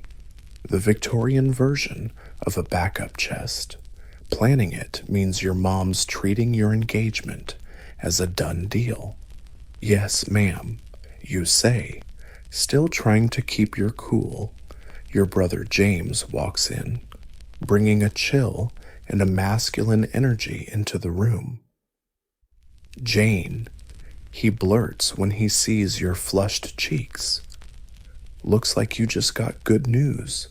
Has Fairchild popped the question already?" Your mom shoots him a look. That sort of thing isn't talked about so bluntly. But today, Fairchild escorted you and Mom to the Royal Academy, and tomorrow he'll call your dad to have a talk. James grins. "All right then, congrats. Sis, Fairchild's a good guy, maybe a bit serious, but solid. Like you, that's actually high praise from him." You remind them both he hasn't proposed yet, even though inside you're doing cartwheels at the thought. "It's just formality," James says, taking off his gloves. "The whole town knows he fancies you." "Oh, speaking of town gossip, have you heard that Sir Barrington is back?" The club's buzzing, so your mom's face tightens. "We met him at the exhibition. Unfortunately, James looks worried." "Have you met Barrington?" "Did he talk to Jane Fairchild? Handled that situation very well." Your mom reassures him, "But maybe you should clue your sister in on Sir Barrington's reputation." "Of course," delicately. James nods knowingly. After your mom goes off to talk to the butler about dinner, he turns to you. "Sir Barrington is what gentlemen call a rake," he says bluntly. "He chases young ladies with shady intentions. Last season, There was a big scandal involving the Matthews girl. No proof, but her reputation was ruined. She was sent off to relatives in Scotland. That's shockingly direct info for Victorian standards. Sometimes brothers just skip the usual polite talk to warn their sisters about dangerous men. I heard you whispering. Thanks for the heads up. Stay far away. That guy, James advises. Though I suspect you'll be worrying about him a little longer. Once you're engaged to Fairchild, Barrington won't dare come near you. The thought of getting engaged to Thomas just makes you even more excited. Less than a month ago, you were just a young lady in London's high society. Now, you're about to get a proposal from one of the city's most eligible bachelors. The rest of the day drifts by in eager anticipation. You do the usual piano practice, sewing, dinner with family, but your mind keeps wandering to tomorrow and what it might bring. That night, as Mary helps you get ready for bed, she notices your distraction. Exciting day, miss, she asks, brushing your hair. Just an exhibit at the Royal Academy, you say, pretending nothing unusual happened. Mary smiles knowingly. Yes, miss, did Mr. Fairchild visit again soon tomorrow afternoon? You admit he wants to talk to your dad. Mary's eyes widen. Oh, miss, that's wonderful news. He hasn't proposed yet. She reminds you, though she can't help smiling. It's only a matter of time, Mary assures you, setting down the brush. The whole house knows he fancies you. The cook said she'd make your favorite cake for tomorrow's tea to celebrate. Seems like everyone's waiting for a proposal. Everyone except you. A proper Victorian girl who has to fake surprise and overwhelm when it finally happens. When you get into bed, your mind is too busy to sleep. Tomorrow, Thomas will talk to your dad. If he agrees, and you have no reason to think he won't, Thomas will get to propose officially. A proposal from one of the city's most eligible bachelors. The rest of the day drifts by in eager anticipation. She sticks to her usual routine piano practice, sewing, dinner with family. But her mind keeps wandering to tomorrow and what it might bring that night. As Mary helps her get ready for bed, she notices her distracted, exciting day. Miss, she asks, brushing your hair, just an exhibition at the Royal Academy, you say, still pretending nothing unusual is going on. Mary smiles knowingly. Yes, miss, will Mr. Fairchild come to visit again soon? Tomorrow afternoon, he admits he wants to talk to my father. Mary's eyes widen. Oh, miss, that's wonderful news. He hasn't proposed yet, she reminds her, though she can't help laughing. Just a matter of time. Mary reassures her and sets the brush down. The whole household knows he fancies her. The cook says she'll bake her favorite cake for tomorrow's tea to celebrate. Seems like everyone's waiting for a proposal. Everyone except her. A proper Victorian girl who has to pretend to be surprised and overwhelmed when it finally happens. When she goes to bed, her mind is too busy to sleep. Tomorrow, Thomas will talk to her father. If Dad agrees, and she has no reason to think he won't, then Thomas will be allowed to propose officially. She'll accept after showing the proper amount of surprise and thoughtful consideration. And then she'll be engaged. Engagements in Victorian times were serious business.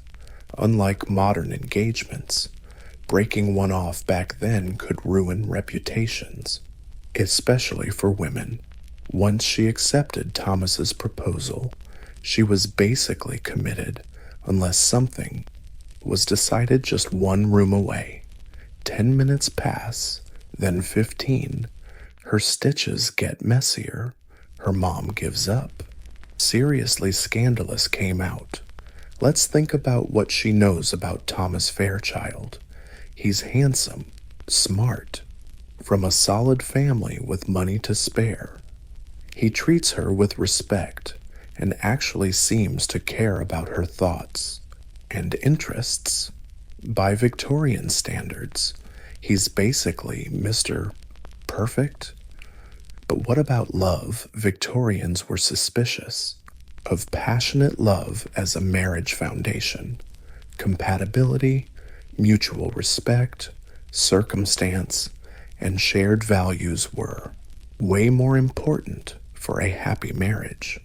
Romantic love, if it showed up, was supposed to come after the wedding, not before.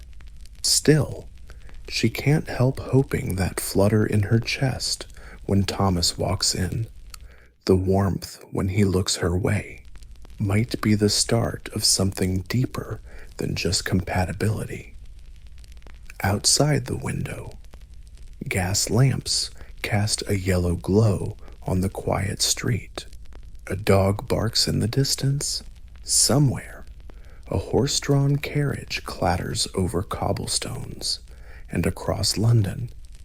In his family home, Thomas Fairchild is probably tossing and turning too, thinking about tomorrow and the question he plans to ask her father. Morning arrives too early, but not early enough. She dresses carefully that day, the pale blue dress. Thomas once said he liked that color. Mary styles her hair to soften her face, but still keep it properly serious. This morning, her father works from home, unusual, which suggests he's expecting Thomas. He's in his study reviewing papers, but she notices he's wearing his best coat and pinned a fresh flower on his lapel. Lunch is tense. No one mentions Thomas's visit, but the atmosphere is thick, making normal chit-chat tough. Her mother talks menus with the housekeeper. Her dad reads the paper. She pokes at her food, too nervous to eat. At exactly 3:45, she and her mom head to the parlor by Victorian etiquette. She should look calm and busy when Thomas arrives, not like a lovesick puppy by the door. She grabs her sewing, though her hands are shaking too much to stitch neatly. Mom sits nearby, pretending to read, but really watching her with a mix of sympathy and excitement. The clock strikes 3. Doorbell rings. She hears the butler's steady footsteps, whispers in the hallway. Then Thomas is led to the study, not the parlor where she waits. That confirms it. He's here to officially ask for her hand. Now comes the hardest part, waiting. A true Victorian lady wouldn't loiter by the door or eavesdrop, no matter how curious. She must sit quietly sewing, pretending her entire future isn't decided just one room away. 10 minutes pass, then 15. Her stitches get messier. Mom gives up, pretending to read, and just stares at the clock, finally, after what feels like hours, but is really about 20 minutes. The study door opens. She hears her father's voice, then Thomas's. Footsteps approach the parlor. Her dad walks in first, face unreadable. Thomas follows, looking unusually nervous despite his perfect exterior. My dear, Her father says to her mom, Mr. Fairchild has something he wants to discuss with Jane. Maybe we should give them some time alone. Mom raises an eyebrow. This is highly unusual. Unmarried couples were never left alone, even in private homes. But Dad nods firmly, and Mom stands. We'll just stay in the parlor, she says, eyeing Thomas sharply, clearly sending a warning. Behave yourselves, or there'll be consequences. Pretending to read and just watches the clock. Finally, after what feels like hours, but is really only about 20 minutes, the study door opens. She hears her father's voice, then Thomas's. Footsteps approach the parlor. Her father enters first, face unreadable. Thomas follows, looking unusually nervous despite his perfect appearance. My dear, her father says to her mom, Mr. Fairchild wishes to discuss perfect appearance. My dear, your father says to your mother, Mr. Fairchild wants to have a little chat with Jane. Maybe we should give them some time alone. Your mother raises an eyebrow. This is highly unusual. Unmarried couples were never left alone together, not even in their own homes. But your dad nods to reassure her, and your mother stands up. We'll stay in the parlor only, she says, shooting Thomas a sharp look dripping with unspoken warnings. Behave yourselves, or there will be consequences. Mr. Fairchild wants to have a little chat with Jane. Maybe we should give them some time alone. Your mother raises an eyebrow. This is highly unusual. Unmarried couples were never left alone together, not even in their own homes. But your dad nods to reassure her, and your mother stands up. We'll stay in the parlor only, she says, shooting Thomas a sharp look dripping with unspoken warnings. Behave yourselves, or there will be consequences, she warns, her gaze sharp enough to cut glass. Behave yourselves, or there will be consequences, she warns, her gaze sharp enough to cut glass. And then, miraculously, unbelievably, you find yourself alone-ish with Thomas Fairchild. Well, not exactly alone. The parlor door's still open, and you know your parents are within earshot. But hey, this is as private as Victorian manners get. Thomas stands by the fireplace, looking more nervous than you've ever seen him. His usual calm facade is gone, revealing a genuine emotion underneath. Miss Wilson, he starts, then stops. Jane, he uses her first name for the first time. I've spoken with your father and have his blessing too. Thomas took a step closer, but kept a respectful distance. From the very first meeting, I was struck by your intelligence, charm, and kindness. These past weeks have only deepened my admiration and affection. He paused, gathering courage. Right now, he's not the perfect Victorian gentleman. He's just a man laying his heart bare. What I want to say might sound a little clumsy, but I hold you in the highest respect and regard, Jane Wilson. May I have the great honor of your hand in marriage? Thomas's words hung between them. This was the moment he'd been waiting for. Yet now that it's here, he's honestly overwhelmed. A proper Victorian lady, even one who's been expecting this for weeks, would probably show surprise and emotion at a proposal, but his reaction isn't just acting. There's something in Thomas's fragile eyes, a tremble in his usually steady voice, that moves you deeply. "Mr. Fairchild," you start, then correct yourself. "Thomas, I am truly honored that you are proposing." You pause not for dramatic effect, but because emotion makes the words hard to say. This isn't in the Victorian rulebook.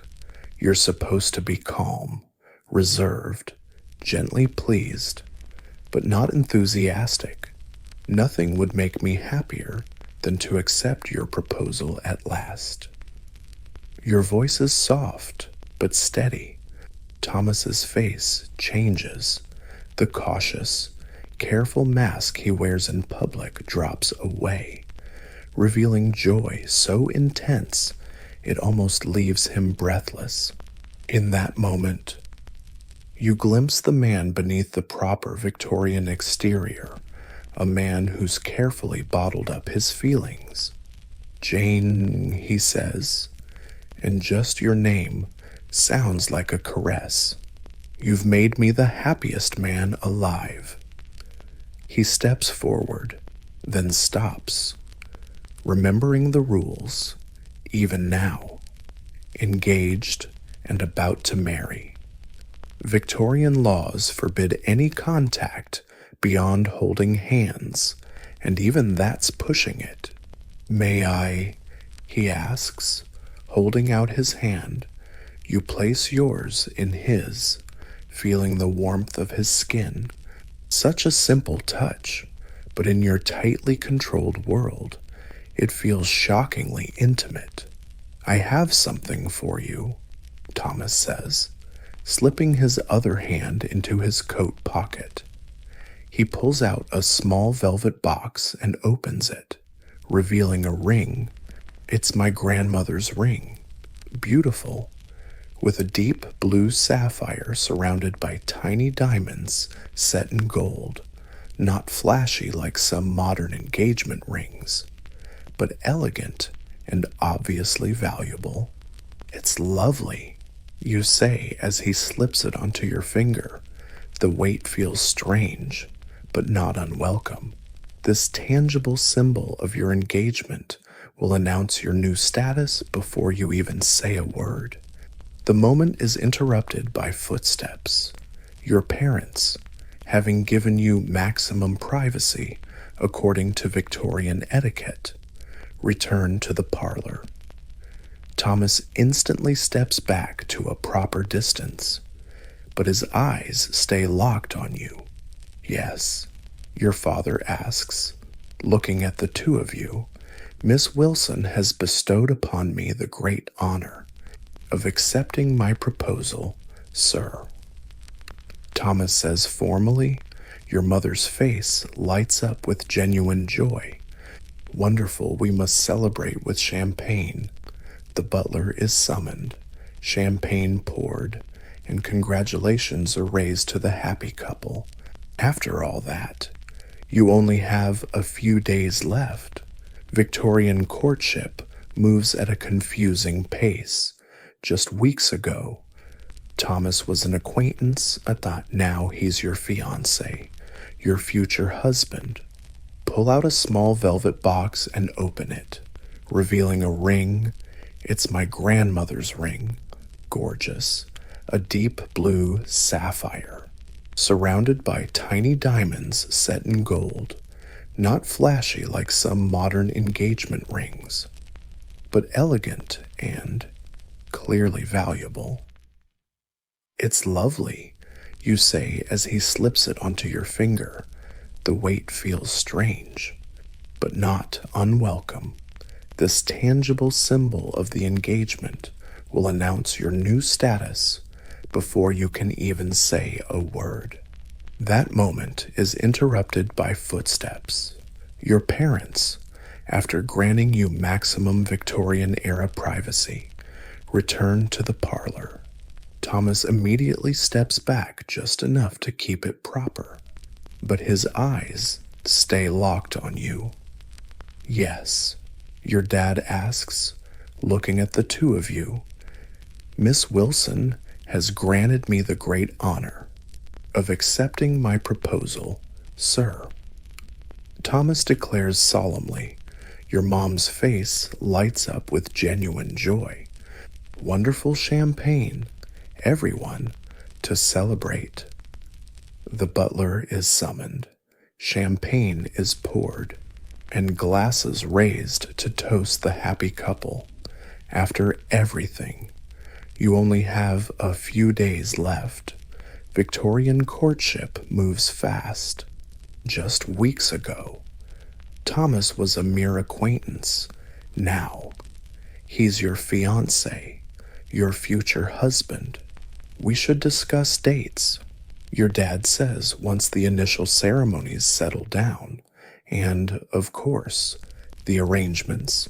Ah, yes, the practical side of Victorian marriage. Romance is nice, but marriage is also a financial deal. Your dad and Thomas will negotiate a marriage settlement, basically a contract outlining the money and property you bring in and how it will be handled later.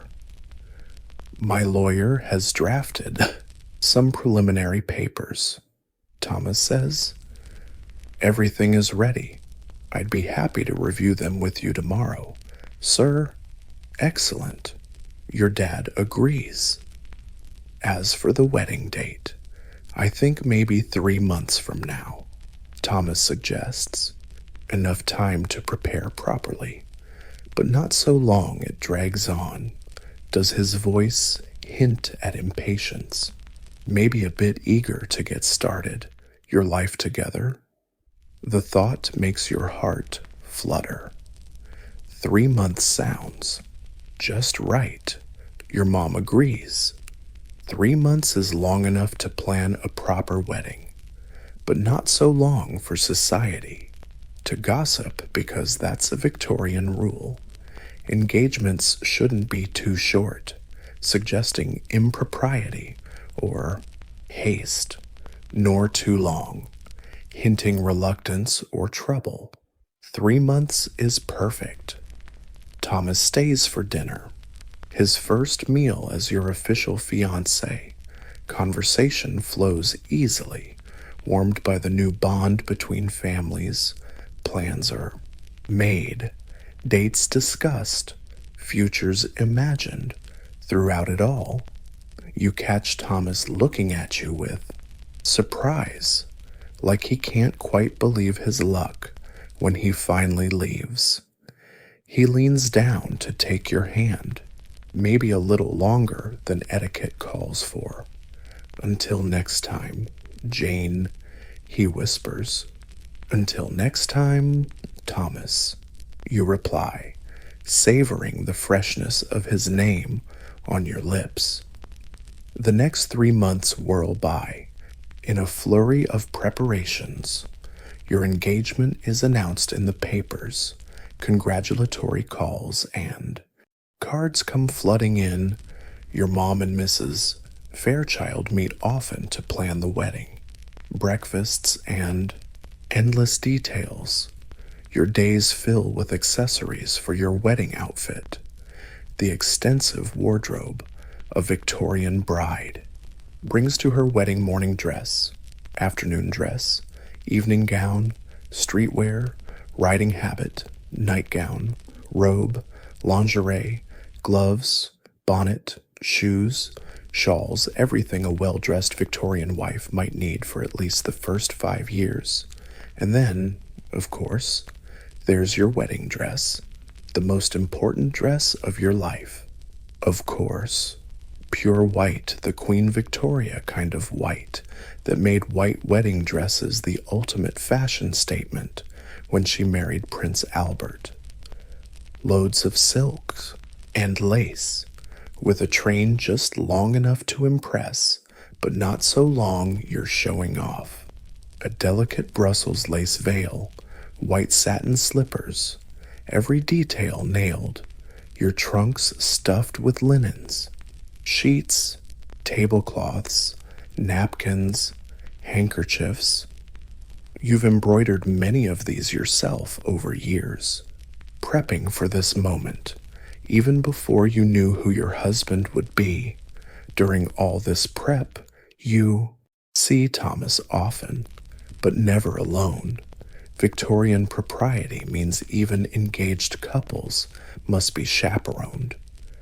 You stroll in the park, your mother discreetly trailing behind.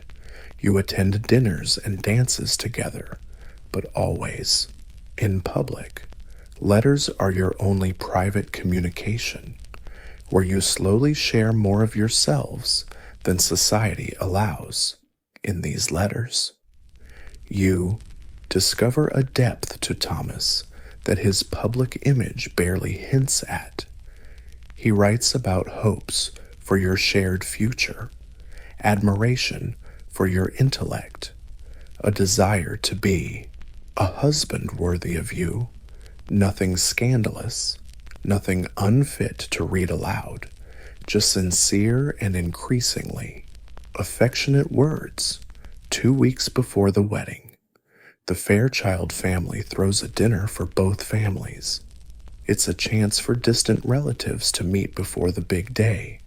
Aunts, uncles, cousins gossip about Thomas's family and vice versa. The dinner goes well. Both families are polite, prosperous, and respectable. No embarrassing relatives to worry about. Your cousin Emily seems smitten with my cousin William. Thomas whispers to you amid the distractions, "My cousin William." Thomas whispers while everyone else is busy. Maybe another couple is forming. You catch his eyes and see Emily giggling at something William just said. Maybe you agree they'd make a good match. No, just like us, Thomas says in a warm voice. A simple line, but it makes your cheeks flush. Even now, weeks into the engagement, his direct attention still throws you off. Proper Victorian ladies shouldn't show such obvious reactions, but Thomas seems more pleased than surprised by your blush. The last week before the wedding is a chaotic blur of last-minute preparations. Your wedding gifts are displayed in the parlor silverware sets, crystal vases, fine china, ornate clocks, and flower bowls. Guests come to admire and congratulate you again. The night before the wedding, your mother enters your bedroom as Mary brushes your hair one last time in your childhood home. Tomorrow, you'll move to the Fairchild townhouse, where you and Thomas will have your own rooms. I need to talk to you, your mother says, nodding for Mary to leave. About tomorrow night, the big moment, the Victorian version of the story. Proper young ladies were kept so innocent that many went into their wedding night with only a vague idea of what would happen. Your mother, progressive for her time, believed you should at least be somewhat prepared. Marriage means physical closeness. She starts awkwardly. The wife has a duty to submit to her husband's needs. It might be uncomfortable at first, but a woman will endure it with dignity, not the most uplifting description of marital relations. But classic Victorian thinking, women were not supposed to enjoy physical intimacy. That would be unseemly. They accepted it as a duty and for the purpose of having children. The most important thing, my dear, your mother continues, is to build a harmonious family. Pay attention to Thomas's comfort. Never argue with him in public. Keep the home peaceful so he can unwind from work pressures. This advice reflects Victorian ideals of private spaces. Men belong to the public world of business and politics, women to the private world of home and family. Your role as a wife is to create a peaceful sanctuary for your husband, and women belong to the private world of home and family. Your role as a wife is to create a peaceful sanctuary for your husband and run the household efficiently. I believe you and Thomas will be very happy, your mother concludes, gently patting your hand. He seems kind and obviously cares for you. Thank you, Mom, you say, touched by her concern for your happiness, even if her advice feels a bit old-fashioned. I believe we will be happy too. That night, you barely sleep, your mind buzzing with thoughts of tomorrow and everything it will bring. The end of your life as Jane Wilson, the start of your life as Jane Wilson, the start of something new, of your life as Mrs. Thomas Fairchild. Your wedding day will be bright and beautiful. The ceremony is set for 11 settlers at St. George's Church, Hanover Square. High society wedding fashion is no joke. You dress with extreme care. First, your finest lingerie from trousseau, then a stunning white dress with a fitted bodice and flared skirt. Oh, delicate veil drapes over your carefully styled hair. You look absolutely gorgeous, madam, Mary says, eyes watery, pleading for your forgiveness. But you've got it in you. Thank you, Mary. You reply, that's really touching. Mary's been by your side for years. I'll miss you. Mary reminds you that you'll have your own girls at the new house. Mrs. Fairchild hired an experienced married women's servant, another nudge that your life is about to change. Even your personal servant will be different. The carriage ride to church flies by. In a blink, your father, radiant in formal morning dress, helps you down and offers his arm inside. The church is bursting with flowers and the rustle of fabric as guests stand to watch you walk in.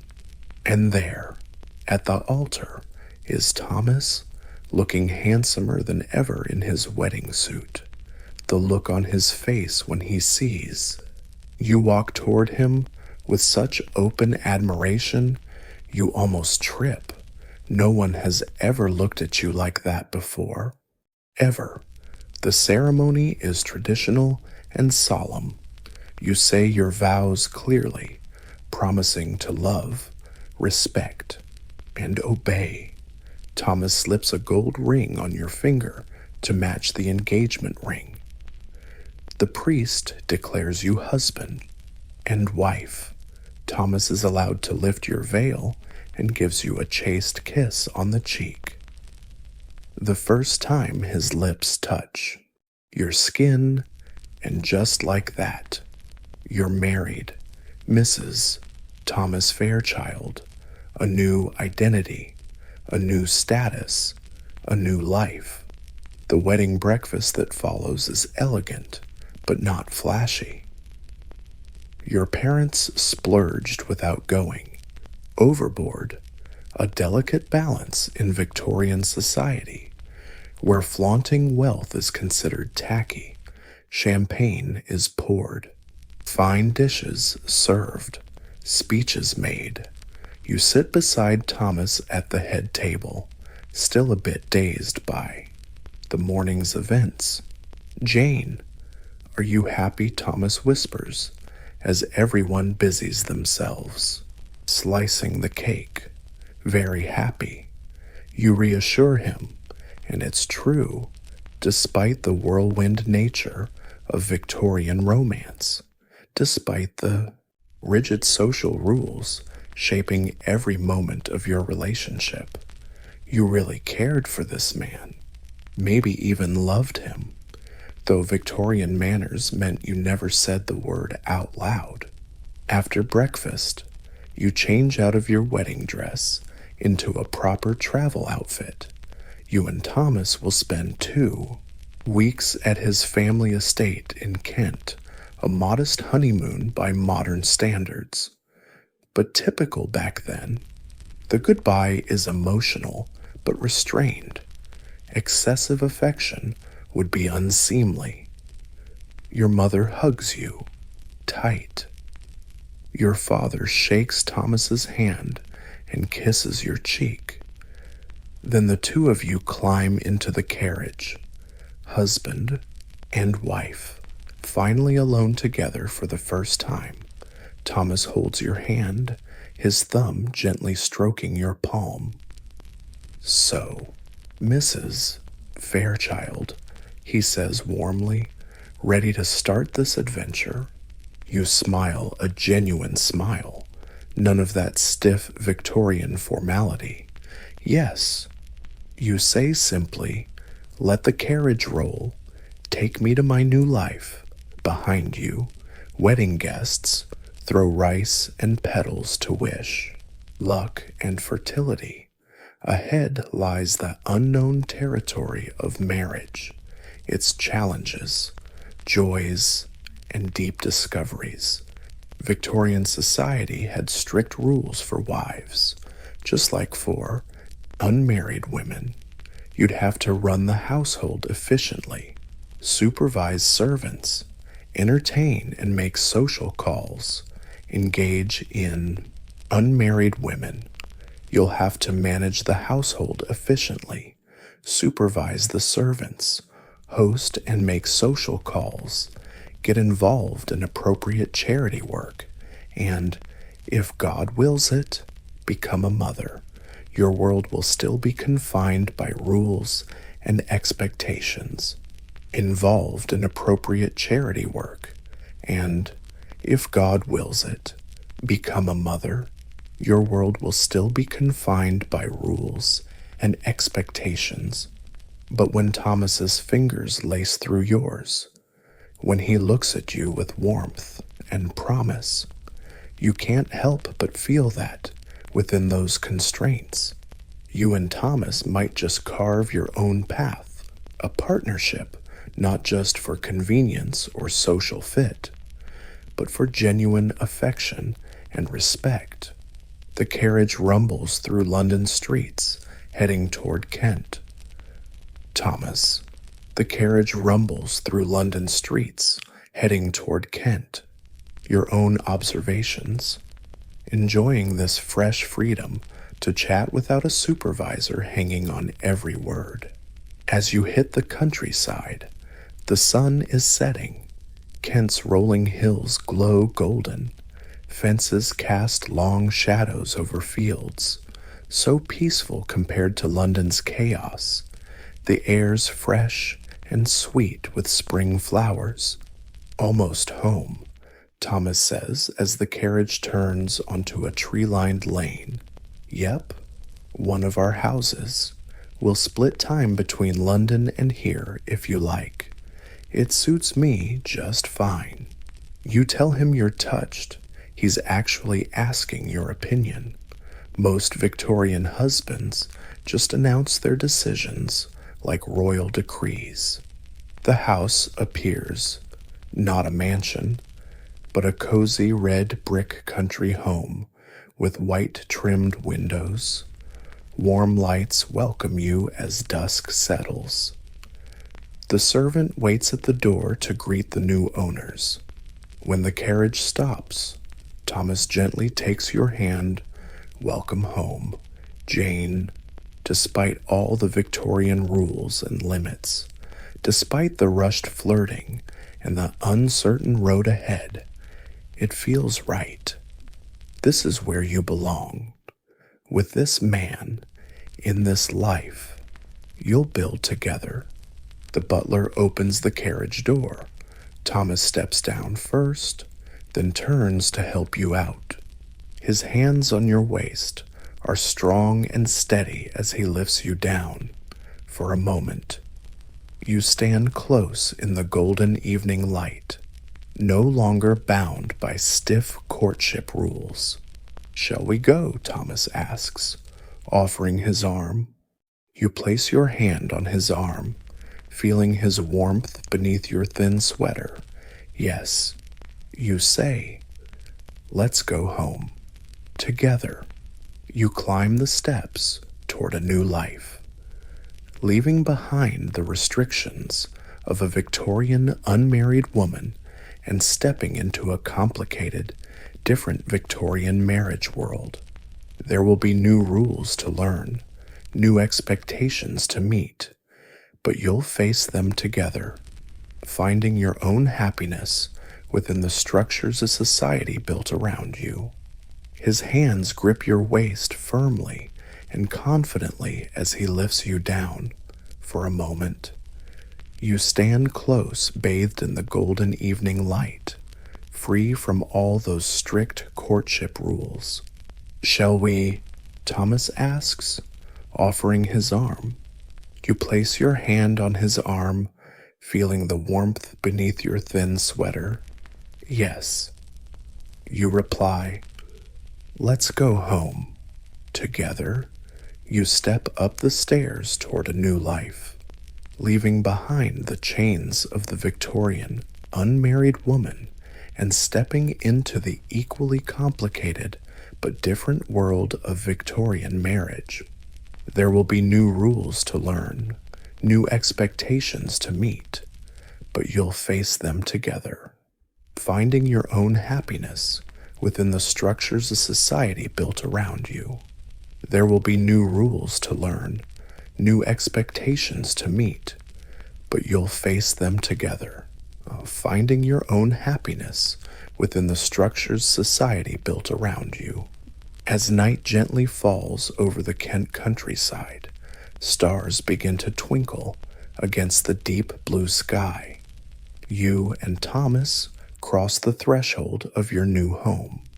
The future lies ahead, unknown but full of promise. And then, close your eyes and drift off to sleep, letting the sounds of Victorian London fade into your dreams.